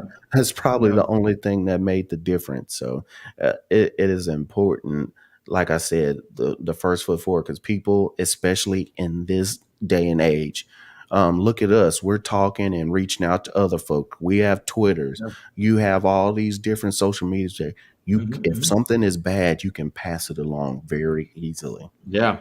I mean, Battlefield was a disaster. Look at Days Gone too. Days Gone came out a lot of bugs, and it's actually they fixed it up, and it's actually became a great game after a while. But it came out with a lot of bugs. It's just a lot of people won't go back to that game once it's fixed. Sometimes it's not just bugs, though. I said it in the chat. At least this is my perspective. Like Days Gone, I think was a good game, but I don't even without the bugs, I don't think it was a great game because I think it tried to take the Last of Us formula and throw it into this open world that was excessively too long, too barren for the most part, A lot of riding around, like, and it was cool, but it got very monotonous. You know, you You tried talking to about make it Sea cool. of Thieves? No. Yeah, we'll see if thieves too. That like why that game is so popular is beyond me. I Because don't it got understand it. better. It got better. They added a It bunch did, of stuff. but I don't understand. I don't But it's the understand it. same I thing. play it and I'm asleep after like 40 minutes. I'm like, yeah, I can't What? do this anymore. Sea of Thieves? Oh, I have fun, man. You know, I just do the Yeah. basic stuff. I gather weapons. I gather cannonballs, wood. That's what I do. And everybody does the treasure. I just grab all my stuff and gear up the ship. Yeah, it's good for me. I find it's fun and it's great for that quick romp with a couple of buddies, and that's half the battle. If you don't have good people to play Sea of Thieves with, you might as well bang your head on a wall, because game's got a damn learning curve, and it doesn't hold your hand. It doesn't even have a tutorial to tell you how to play the damn thing. It's like you assume everybody knows how to run a ship. You know what I mean? It's like you got to figure this out. Yeah, it's kind of weird. Sean in the chat, he leaves another 8.99 pounds. Got to bounce, guys. Great panel and chat later, people. Well, thank you, Sean. Good to see you in the chat and catch you again soon. But anyway, I don't want to go off on another tangent. Obviously, I've been all over the board this morning for some reason. Seem to be suffering from some kind of a attention deficit here today. But I didn't like Sons of Anarchy Zombies. Great comment, Joanna Dark. Yeah, kind of. Like I said, we can go on about this all day. At the end of the day, I think most of us can all unanimously agree, though, that delays are most of the time delays are good thing. Not always. And as I said, I think the updates sometimes have given studios a little bit more of a safety blanket where they just kind of go, we'll release the game good enough, right? We'll make it good enough, and we'll let the fans be the guinea pigs and figure it out as we go. Oh, I hate when that happens. I don't think studios spend as much on their whole what do you call it, on their test play departments as they did back in the day. But again, it was more crucial back in the day because again, you didn't have that to fall back on. And now, I mean, so many games are so complex, they're so huge, they're so massive in scale that I do understand it's got to be a massive undertaking to define all these things. Plus, they have to pay the people to QA test the games now. Before, they were just, we're going to let interns, or we're going to give the games out to random people and let them play the games and tell us what's going on. Now they're having to pay the people. So the only reason, or the only way they can get it out, test the servers or test it with a bunch of people, is to use the gamers as guinea pigs. So if any devs are listening, I will still QA for free. I don't care. It's just, for me, it's fun. Okay. Right. People will still do it. People will still do it, but they don't want a game. You don't want a game out there that you're having folks testing and playing. You're having problems, and then the word slips out that either you have a game out or it's having problems. So I think that's why they kind of pull back from that. Paul loves bugs so much, you can send him a box of cockroaches and he'll use them as pets. No, plenty of yes. You also run into the issue that if you're paying someone to review your game and tell you what might be wrong with it so you can make it better for releasing it, they're going to not be as inclined to be fully honest because they want to ensure that you keep paying them, projects. So you're not going to be as honest. Oh yeah, I don't know. To me, I would. All of us have heard of the companies that if you give them a bad review after they ask you to review their game, they no longer give you review copies or even speak to you because how dare you talk shit about the game that we gave you for free? Yeah. I feel that if somebody told me something was going right and it actually was turning wrong, I would blacklist that person for not being honest. Yep. Like just being honest to me. But when you give these games out to these QA testers and whatnot, so there's the way you should play the game, and then there's the way everybody else is gonna actually play the game. Gamers, like, I don't know how many of you have been on this game where this is the way you should go, this is the way you should go, but you're trying to find an alternate way there, and somehow you go through a wall. Oh, I have done QA, and sometimes they will tell you, try to break our game. Do everything you can think of that you think anybody will try. Because they do want to know about that stuff. I hope so. Certain people, their whole job is just to walk around the whole landscape to see if they run into anything. They run into a visible wall. They disappear into the middle of a lake or something. They do have, but this is the thing. to have the amount of people you need to test it and QA it correctly under your house, you're going to have to hire hundreds of more people than what you have, and that is more money you're taking away from development, you're taking away from advertising, you're taking it away from R&D on the next game that's coming right after it. So it's a lot of times it is a money proposition, money and time. And not everybody is open to criticism. I've done it myself where I was reviewing a game and I was brutally honest, and the developer was not happy of how honest I was, and he blocked me because he only wanted to hear good things about his game. I'm like, sorry, your game's not that good, man. I'm sorry. So yeah, no. So not everybody is open to that kind of criticism. They think that because this is something that they love and they put a lot of hard effort into it, that instantly means it's going to be great. And that's not what. It's funny you say that because was it about 2 days ago? I had one of my friends on Twitter. He posted a picture of a custom faceplate he did for his PS5. It was like a Spider-Man logo, like a two-tone logo. So what do you think? And I didn't know if he was joking or not. I was like, man, it looks like shit. He comes back, he's like, ooh, that hurt. And I'm like, I'm just being honest, man. It looked like shit. Like your spider was like dilapidated on one side and good on the other. I'm like, is this a joke or what? Because if I'm gonna put a logo on my console, it better look damn cool. Good, not like a spider that came from the reject farm or something. You know what I mean? Like, geez Louise. But it was pretty funny. Liar, Newf's wife is never going to be like, was that good for you? Because she knows better than to ask him. Can't you tell by the look at my face? I started snoring 3 minutes in. Oh, I thought you were just groaning, dear. Welcome to Gaming After Dark Light. Yes.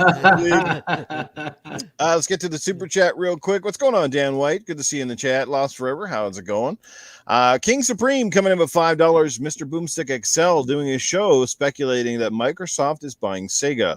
What's the chance that Xbox buys Sega, and what games you want to see if they buy it? Who would like to jump in and answer that question? No, they're not going to buy anybody until this deal is done. Same thing they did with That's Bethesda. Sure, yeah. Yeah, it's too much at stake, and you do not want to run the risk of people and the government checking to see if quote unquote that this is a monopoly, and while you're buying this big company, you're trying to buy Sega as well.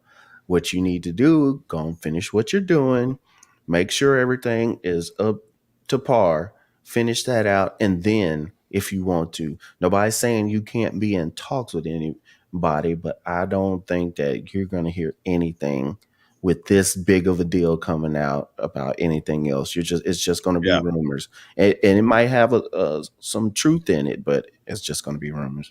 And I also think that Sega will be people are going to be watching Sega because of the fact that they're offloading the rest of their arcade side. Yes. So people are going to want to see how that settles out as with the company. Are they going to have to make other changes? Are they losing they're gambling machines. Yeah. So nobody's going to jump in right away and buy them because there may not be much left there to buy. Depending on what happens now. So, but here's my thing though. I think their next buy though, because that's what I feel though. I feel like Microsoft's next buy is going to be or EA or WB. That's my feeling about it. I feel that's going to be their next buy, not Sega. Sega not yet, because I don't think Sega's in the mood for selling yet. I don't know. I feel that like they're not in that mood. Yeah, they're trimming the fat. EA is sticky though because of their EA is very sticky because of their massive success with their sports titles. Yeah. And then if you had to pull those off with a competition, I could definitely see them going with Monopoly, because then you'd be pulling like could you imagine them having like if they wanted to have exclusive rights to Madden and FIFA and those games? Jeez.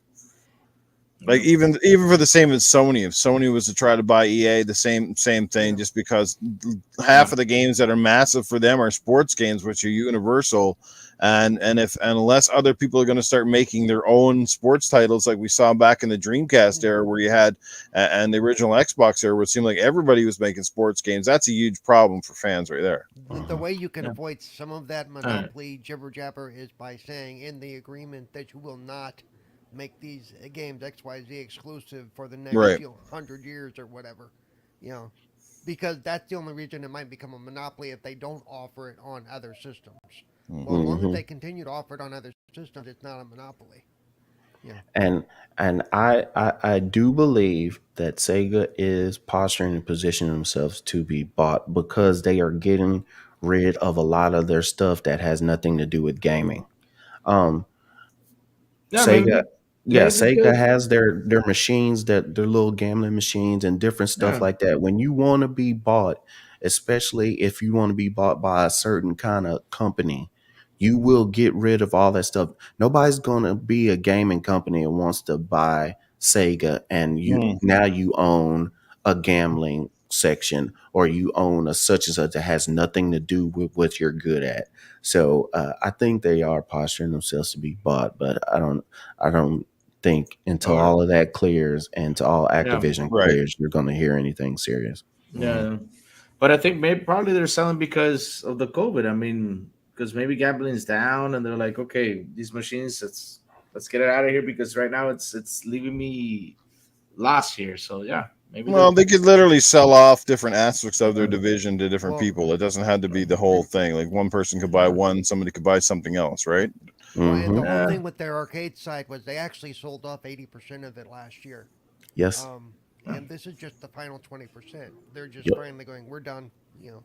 And they said last year when they made that announcement that a lot of it had to do with COVID. People weren't yeah. going to the arcades. People couldn't go to the arcades. So, you know, you're keeping these arcade fronts Mm. up, and you're paying through the ass for the building space and all that stuff Hmm, hmm. for things that aren't being used. So yeah. All right. Well, here's a fun question to ask everybody here on the panel and our guest. Since we're segueing off of that question, which was a great question, because I know it's on the minds of a lot of people. But how about this one, Sega? If Microsoft were to acquire Sega, what is the one franchise that you would like to see them bring back in a big way? We'll start with our guest, Crazy Louie. What What one a franchise? Sega franchise? Oh, Alien versus Predator. Alien versus Predator. I would love to see that game come back from Sega. What other games? Wow, Sega's got a bunch of games. I have to sit down and go way back and look at that. But yeah, wow. For me, the Alien vs Predator, which they did actually made it right, AVP, right? Was it theirs or no? The first one was by was ABPS, but it was by the studio called Rebellion. Oh, I thought it was theirs though. Oh man, because seriously, Sega's got a lot of great games. Wow, Shinobi, I think is one of them, right? Shinobi. Yeah, Shinobi. That's an I, actual Sega property.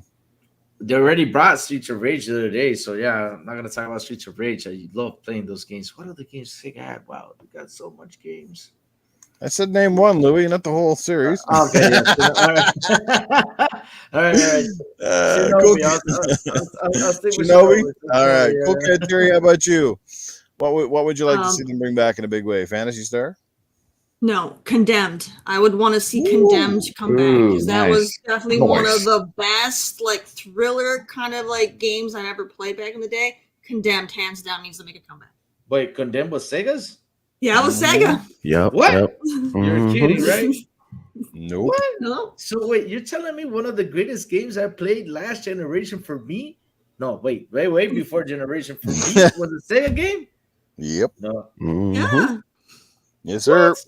It is. Oh my god. They need to bring okay. I'm sticking with Condemned 2. They need to bring that game back. Damn it. I love that game. Woo. Yes. Wilmy Hood knows Amazing. all about Condemned. Cerebral Paul, what would you like to No. bring back? I don't care. Ah, come on, Um, Paul. You got to have a No. hankering for one of those franchises. Maybe it was a hang on. No, Condemned would be up there with me because, you know, I hate, you know, even though I'm an old gamer, I don't necessarily remember which one Sega did and stuff, and I know they did some platformers and stuff. When we all know how I feel about platformers, don't like them, can't do them. You know, they're great for you, but not for me. So I mean, I don't know. I would actually have to pull up and see what some of their older IPs are that I can't think of right now. Mhm.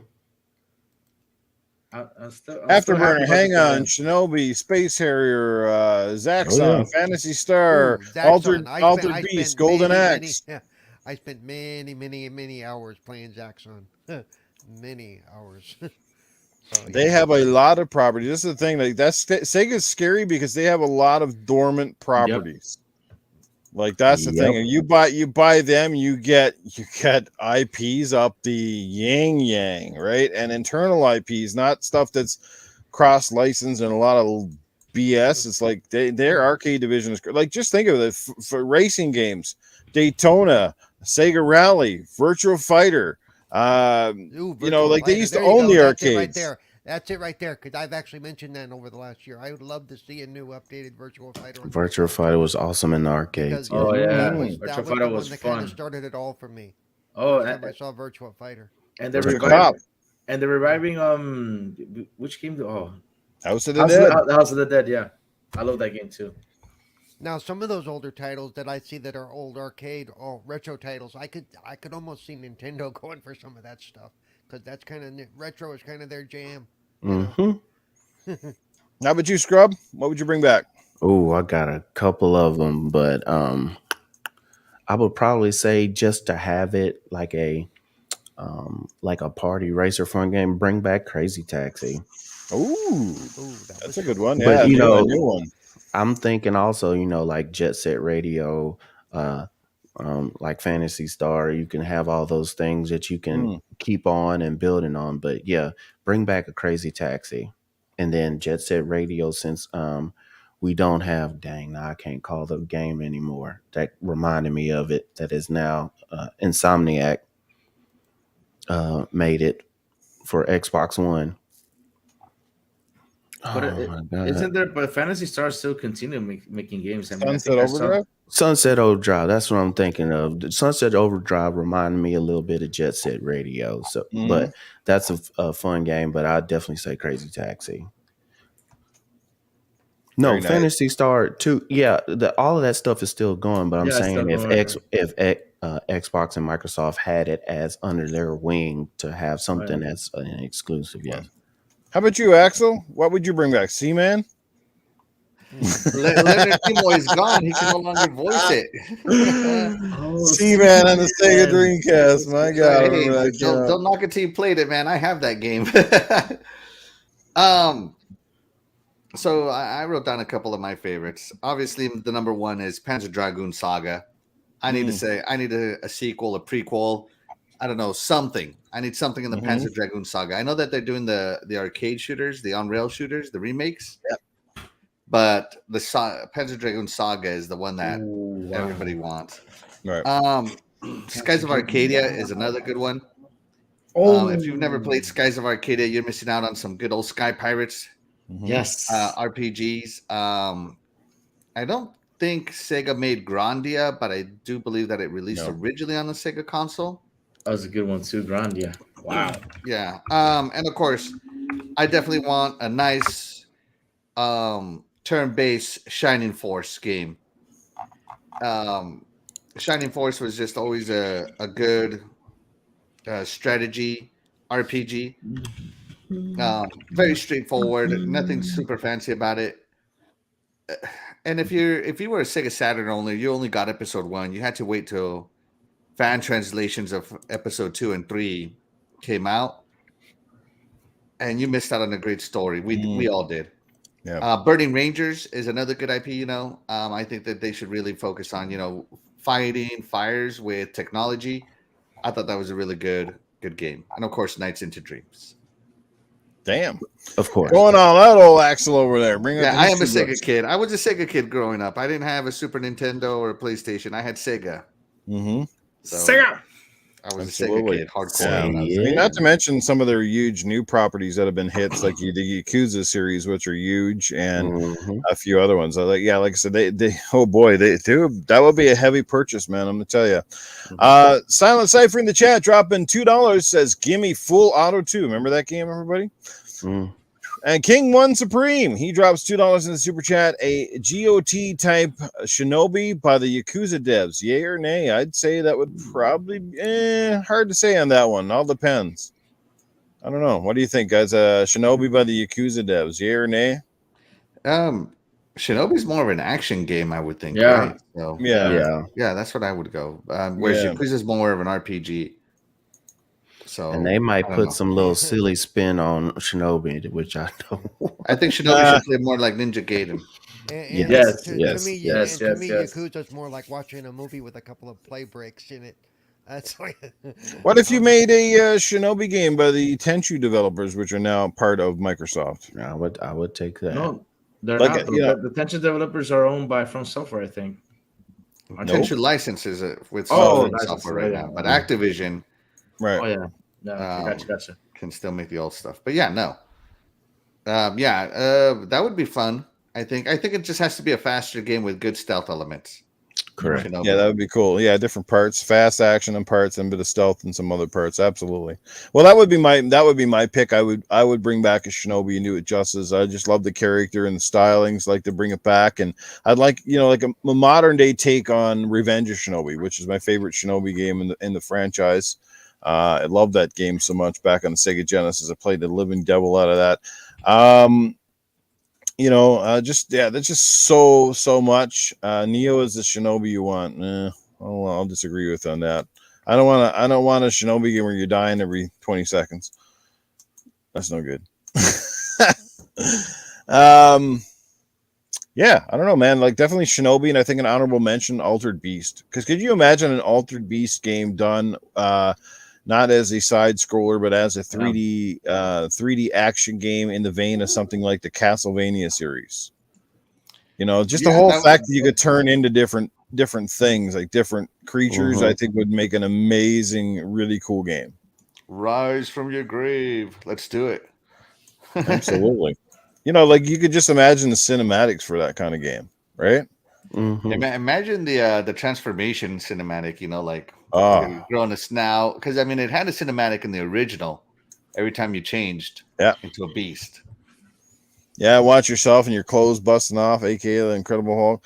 Hey, we got a new guest in the podcast. Yeah, Crazy Louie brought in his producer. What's up? My niece is here. Yeah. Hey, little lady. Yeah. Say hi. Hello. Hi. We are approaching the 2-hour mark of the show. We still got to talk about one more topic, but before we get to that, Scrub Nurse, do you have anything on the Game Pass front you'd like to share with us this week? Game Pass is actually kind of quiet this week. I know that we look and stuff, but I will definitely get with you on next week to see if anything else is passed. I know we got check out what you like and what you want to see. It's pretty much the same from last week, GamePassCounter.com or on the Xbox app. But nothing has really changed significantly. But, if you like Hitman, you like shooters, that just popped up. So check that out if you want to. And that's it. Absolutely. All right, guys. It's www.xbox GamePassCounter.com. I'll put the link in the chat here. Game Pass Counter.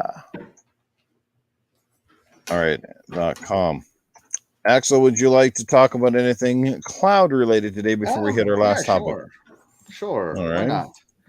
not? So I don't know if you guys saw, but everybody's favorite executive, heir apparent at Microsoft. Can you see my screen now? I will bring it up. You betcha. Hang on. There we go. Yeah, everybody's favorite heir apparent at Microsoft, Miss Sarah Bond, The tweeted goat, out that baby goat. 20% of Xbox Cloud gaming players only use touch to play. So they're adding e-tools to their Microsoft Game Stack and stuff. But I find it interesting that 20% of players only use touch to play on their games. So that's really cool. Some of these games, I feel that touch to play doesn't work very good. Like Scarlet Nexus. I can believe it has though. way too much action in it to be touch to play. But other games such as Gears Tactics, I was playing that the other day. Works good in touch to play. Sea of Thieves, believe it or not, Newf, works pretty good on touch to play. Call of Duty too. Which one? Call of Duty. I played it with touch to play. Yeah, for me it worked good. It works well. Yeah. So that's really cool. Also, there's still 5-minute wait times on xCloud if you want to get to play a game. So make sure you give yourself a good 5 minutes to get your snacks or something. And as always, be sure to follow me down here, Axel1324 Gaming on Twitter. That's all I got. I just thought it was an interesting tidbit. It is Oh, very I interesting I feedback. can believe it because with kids and their tablets and their phones, a lot of times parents don't want to spend the extra money on a peripheral item to play. Either if it's like a extra controller, a lot of times you'll have a controller already, or like that, something like a Razer Kishi, something to that effect. That's extra money. So, Mm-hmm. um, with you being able to use touch to play, you already got something. All you have is cloud. You got a phone. You're right into it. There's no firewall to get you not be able to go straight into gaming. So I think it's a good thing. I wonder if these 20% of people who only use touch to play, if they are cloud only gamers. That's I kind of want to know the percentage that is cloud only gamers Hit because up Sarah Bond. Xbox Live Ultimate is not cheap, and to pay that much for just cloud gaming is I feel that there's more to it. Xbox Yeah. definitely needs a cloud only subscription, in my opinion. Hmm. Nice. Xbox needs a Wi-Fi controller. I mean, any controller you have works via Bluetooth. It's called an Xbox controller. Yeah. Yeah, I think he means one that like what Google Stadia did, where the controller goes directly to the server, not really to your screen. So Hmm. it would reduce the latency. So Okay. maybe that's what he's getting to. Yeah. Slay the Spire is great with touch controls. Yes, absolutely. Make sure you check out all these games on Game Pass. There's over 100 touch to play games, by the way, on cloud gaming right now. How about that? So there And should you be can something find for out. By the way, everybody. having a controller go straight to the cloud and not your could actually create more of a latency issue than Mm. less of one. Mm-hmm. And you can find out all games that are just cloud only on GamePassCounter.com. So, Love that segue. Love mhm. it. Only thing I like to touch is myself. Sorry. Uh-oh. I hate touch controls Yeah. in most games. My big thumbs, unless you got a really like a fairly big screen, my thumbs just always like overcrowd what I'm trying to look at, and I can't be very accurate. My Mhm. dexterity issues create a whole nother issue with that. So I got mouse. the Galaxy Note, and I can tell you right now, those touch controls they take up. So if I'm holding up my phone, they'll take up this much real estate on They the do. phone, and all you Mhm. have is this little center part. So every time I launch a touch game, I have to resize those controls to take up less space on the screen. Mhm. So yeah, they'll take up about like that much Mhm. space. So all you have is this area to look at. And of course they got transparencies and stuff, but every time I put it on, I gotta resize them to take up like this much. Hmm. So And yeah, Axel has if you're created a gonna new be touch to play only, oh, you better Axel I don't has know, get created a new everything right. comic book character, Cellface. Cell phone face. Yeah. It's Cellface. Touch me. Touch me. Oh my Mhm. god. Touch me. I dare you. Swipe right. Swipe right. What is my power? Immaculate Wi-Fi. Drop calls everywhere. It's not drop kicks, it's drop calls. Selfies. Oh That's shit. right. All right. Let's get into the next article here. This one brought to us from Cerebral Paul, brought this to the attention. So, Paul, I guess you could take it away on this one about Star Wars The Fallen Order. Looks like there may be some word on that. And apparently, I think Respawn is actually making several games based on the Star Wars license. So, here we go. Okay, so apparently it's been leaked, and I don't know how much. I said in my post, I don't know how much credence I'm going to give it yet. That even though it hadn't been talked about or mentioned at all, not only is it going to be announced this year, it's going to be released this year. Ooh. Fallen Order 2. Hmm. And they say they're going to drop the announcement and all the information on Star Wars Day this year, which is May 4th. You know, may the 4th be with you, blah, blah, blah, geeky crap. Um, so I hope I hope they are. I loved Fallen Order personally. I think it was one of my favorite games and should have got Game of the Year or at least been a contender. Um, so we'll see what happens there. Like I said, I'm not gonna give it any credence until they drop the information on May the 4th, if they do, because see that word there. I hate it when somebody starts with an insider said or the one that say I'm an insider and I know and like I immediately dismiss anything that comes after that phrase. You know, it's like yeah, Right. whatever. You know, unless your name is Phil, you know, I don't want to talk to you. You know. So that's it with me. I hope they are, and of course there's the talk of EA, you know, releasing, working on 3 more games. Some of them are just getting started, um, and it'll be a few years before that hits. I think the next few years is going to be Star Wars heavy. Hopefully they don't inundate the market. Those of us who are Star Wars game fans know that it tends to be more miss than hit when it comes to good Star Wars Mm, games. yeah. Um, Mm-hmm. definitely. Uh, So I'm hoping they don't flood the market. I saw one article with nothing to back it that says the Mandalorian based game or 1313 or whatever it was is dead in the water. I don't know how much truth there is to that. I hope not, because that game showed promise. So Yes. yeah, that's where we're at with that. So yeah, I think over the next 3 or 4 years we're gonna see a lot of Star Wars, and we'll see on May Mm. 4th what happens here with this one.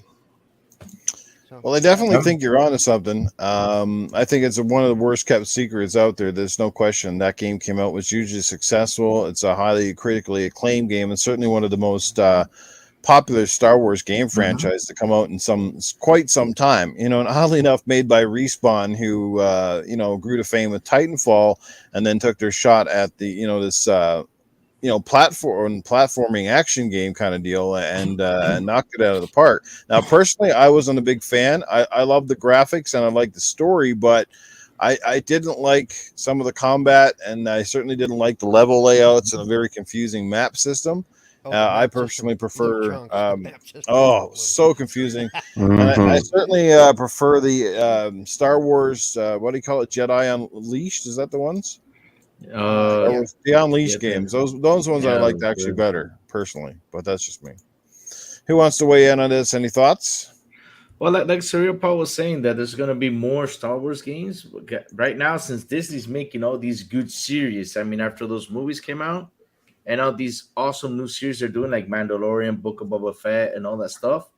Man, Hmm. they're gonna grab that and just make games out of that, because really, I'm really excited for it. I mean, if Fallen Order comes to part two, oh man, I'm gonna buy it straight right away. I Hmm. love that game. Really fun game. Again, the maps were confusing, like you said, but other than that, the fighting, I seriously enjoyed it. Really had a lot of fun with it. I didn't like that Dark Souls esque kind of combat. That kind of turned me off. Boo, boo. Oh, I'm a Dark Souls fan, so yeah. Yeah. On I'm this not a 21. Dark Souls fan, and I loved Fallen Order. I Hmm. really did. Yeah. Dark Souls with lightsabers. I loved it. That says You Sean. good Alex is Jedi about. What's going on, bro? Yeah. Anybody? Further thoughts? Anybody excited at all? Like, man, this panel's not overly lively today. Jeez Louise. And we got crazy new So on here. What's going on? I haven't played Jedi Fallen Order. It's in my backlog. I've seen it Wow. played, and everybody talks good about it. So I guess it's doing good enough to get a sequel, which I hope it does. It's worth a try. It is Yeah. definitely worth a try. But I it's ended up with definitely a in my backlog. I ended up with a very bad copy of Fallen Order. Mine was so buggy. I was very angry most of the time playing through the game. I kept running into endless falling glitches and all kinds of problems. So I didn't have a positive experience playing it. So I don't really care about the sequel. As long as I turn on my shorts, I'm happy. Really. I see your Made shorts this is as short big to as be with mine. you. Scrub Nurse, I know you got a jet, so let people know we're I think he's gone already. Darn it, he's out already. But he had to go, guys. You know, we hit the 2 hour mark. He's got to get to work and stuff. So Scrub Nurse, his links are in the details below on the YouTube channel. Make sure you give him a follow and go check him out on various other podcasts which he is on. He is usually with Wilmy Hood and Company on Gaming Beyond the Box Wednesday nights, so you can catch him back there. And he's been making lots of guest appearances as well. All right. Cool stuff. Well, that's pretty much it anyway for our topics today. Is there anything else anybody wants to bring up or chat about before we close the show? I heard. Mum's the I word. don't think so. No, don't think so. So I just want to say before I close is that last night's community game night, my God, man, Oh, I'm telling Lord. you, Boy, did people miss a good one. We played Doom. Oh, We Lord. played it for hours. It was Yep. just amazing. I don't know how that game got overlooked so badly when it comes to the multiplayer because it is so underrated, so much fun. The maps are just dynamite. I don't think they have a bad map in the whole damn game. Everything just worked, and we were laughing our heads off last night. I mean, I almost got a headache this morning from laughing so much with people last night. It was crazy. Crazy Louie was there. Our double was there last night. Yeah, it was just nuts, man. It was Caper Grant was there last night, and his wife Cyber Buns, and Hey, oh no, my you god, want to put faces on the Oh, screen wait. because we're Oh, still yeah. looking at a headline. Wait. Oh my God. Wait. That was his wife, Cyberbuns? Cyber Buns. Yes, did you not catch that when you made the remark, and everybody were like, "Oh, Crazy Louie's going to be a target." Oh, wait, you're kidding, right? You're kidding. No, that was Caper Grant's wife. Because Crazy Oh, Louie man. jumps in and he says some kind of remark to Cyber Buns, and then Oh, everybody man. starts laughing. They're like, "Oh, Crazy Louie's going to be the first target tonight." Oh my God. No. This is almost as embarrassing as the time Meg hit on Princess Zelda. Oh, I'm sorry though. I thought it was a dude like with Cyber Buns, because they're oh No, you're dear thinking about Lord. Cyber Gunter, maybe, but no, this is Cyber Bun. Oh, Hey, we made Crazy Louie turn red this morning. Yay! He's gonna put his underwear back on now. well, of course. Oh man, I gotta watch out what I say though. I mean, I'm a target now. Oh, He laughed it off. He's Caper Grant's an awesome guy, man. okay. He took it all in stride, bro. It's all good. It's pretty funny. Oh Lord. Yeah. Oh man. All right, well, that's it. Like I said, we blew through the topics this morning. Great stuff, everybody. And big shout out to the chat. Splendiferous was there last night in the chat. We had a great time. He was making us laugh. Drawn TJ was there as well. Man, that was crazy. Yeah, I guess they stayed up and kept playing some aliens or what have you. So great seeing everybody. Bunty, what's going on, man? Good to see you. Tony Gross was here. Gone Mad came out last night as well. He was there playing with us, but he came in late and caught the aliens fire team, which was good. Great little game, lots of fun, plays pretty smooth, all that stuff. I love how they nail the sound effects, from the Aliens movies and all that cool stuff. So good stuff, guys. Great time, and we'll be doing it again here very, very soon. Thank you, BZH. Good to see you in the chat. This is Princess Zelda. All right, let's close her up, and we will start, I guess, in the order that they appear on the screen from the bottom to the top. Actually, we'll start with our guest first, Mr. Crazy Louie Gaming. It was a pleasure to have you on the show today. It's been a while in the making. And you're also going to be joining me again Tuesday night, I understand. So let people know where they can catch you, what podcast you're on, or tell us a little bit about your channel. Go for it. Oh, he's frozen again. Look at that. Freeze frame. Look at he's frozen right when he's rubbing his hand. He's frozen red. Oh my God. Go ahead, Louie. The floor is yours. All right, well, you can find me. You can find me on Twitter at Crazy Louie Gaming, where I dance, do ninja stuff, model, especially merchandise when I receive it. And also, you guys can find me on YouTube at Crazy Louie Gaming Wednesdays, also on Xbox International, which is part of my channel, the YouTube channel, Crazy Louie Gaming, which is at 7 p.m., where I am there with Mr. Joanna Dark, Silent Cypher, and Sour Blow. Also, on Tuesdays, I do a Spanish podcast, which is from Sour Blow Gaming, called Gaming Lobby, which is at 7 p.m. ET also. So, yeah, guys, you can find me all over there. Indeed. And you do all those wonderful shower scenes that you put out there, so you're going to need your own. You need your own body wash. It's going to be called Gooey by Louie. I don't know. I'm afraid to subscribe to his YouTube channel.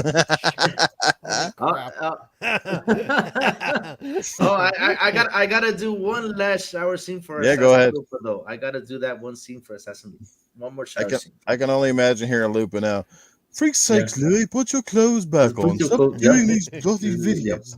I gotta do one more for her. That's it. That's the last shower video, but it's for her. All right. Oh, it's a special one just for Assassin Lupo. Okay. Yep. There you go. Yeah, you need your own body wash now called Gooey by Louie. Gooey by Louie. Yep. The real question is, though, will you be able to shower at 60 frames? If I could get a webcam in the shower that's waterproof, I will be doing podcasts in the shower. Well, that would be a different Wow. take on podcasting, let me tell you. Every show is demonetized by YouTube. Poor guy can't get a video out. No, 2 but seconds from in, here done. From here up. Forget about the hot tub shows. Let's go straight for the shower shows. Yeah. Oh, man. All right, let's get down to Axel 1324, brother. Where can people catch up with you? Tell us a little bit about Friday nights and what goes down. Yeah, hey, I'm Axel1324. You can find me on YouTube and on Twitter, Axel13, or sorry, not on Twitter, on Twitch, Axel1324 Gaming. I do have a podcast every Friday night called the Iconic Video Games Podcast. Myself, Princess Zelda, and Doggy Dog 420. We discuss the video games and only video games. We don't talk about consoles or services or anything like that. And, you know, we play games with our chat, so be sure to tune in. It's definitely a different type of podcast. And also, you can find me on Twitter and on Xbox at Axel1324, just how you see it spelled out right here.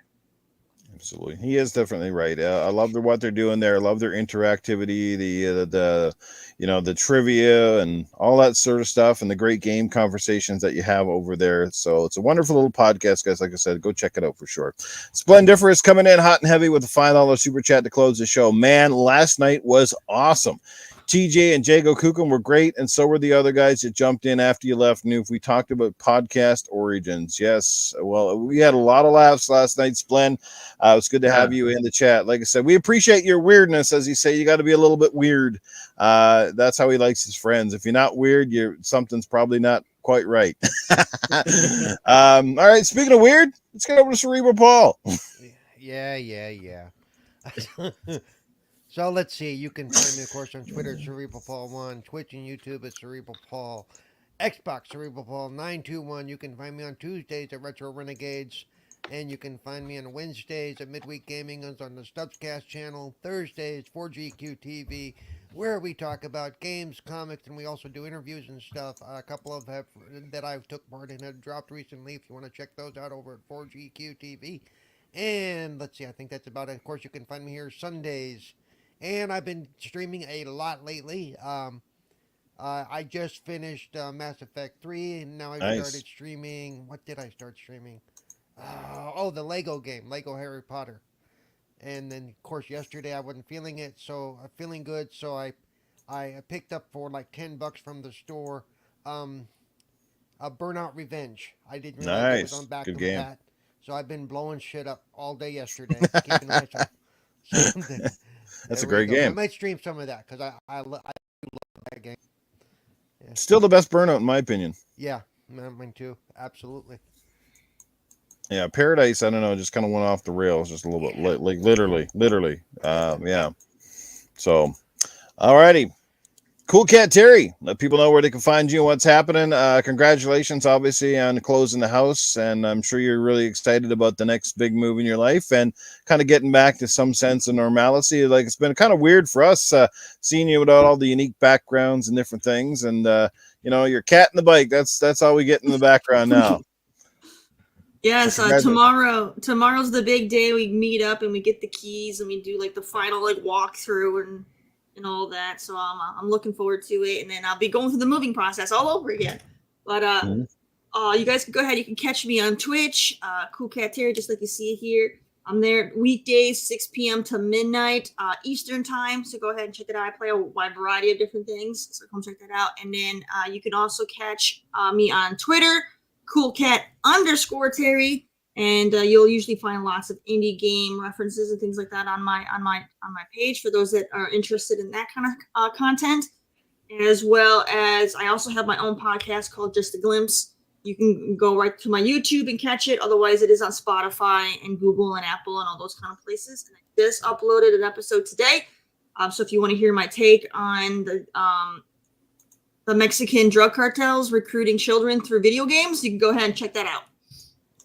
Yeah, that's an interesting article. We could have talked about that. Jeez Louise. Yeah, crazy stuff. Sir X-Man, he's in the chat. He comes in with a super chat to close out the show. Burnout 3 Takedown was the best Burnout. Truth. Burnout 3 Takedown. I don't know. I still think Revenge was a little bit better. Maybe I'm wrong. I don't know. Burnout 3 was good.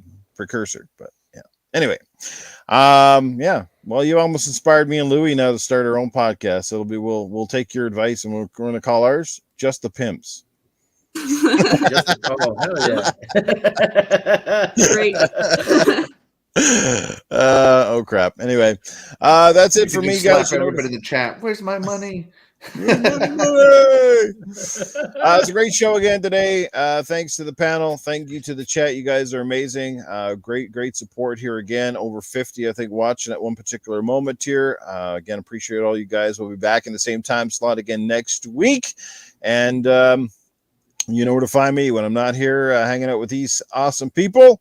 I'm hanging out with another cool group over on Gaming After Dark, obviously down to 2 panel members and looking for a new one. We don't know how that's going to pan out. We'll just we'll let it take its own course and we'll see who will get to fill the some of the shoes of Meg, which is going to be a very tall order, but we will find our next panel member over the course of the next little while, but we got to make sure it's the right fit for that podcast. So lots of great podcasters, lots of amazing people.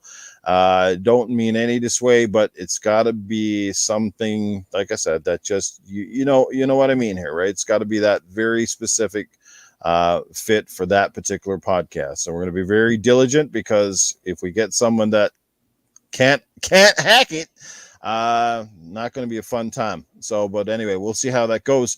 Crazy Louie is the next panel member. You never know, Crazy Louie, if he's open to the idea and he comes out and delivers on Tuesday night, he could potentially be. You never know.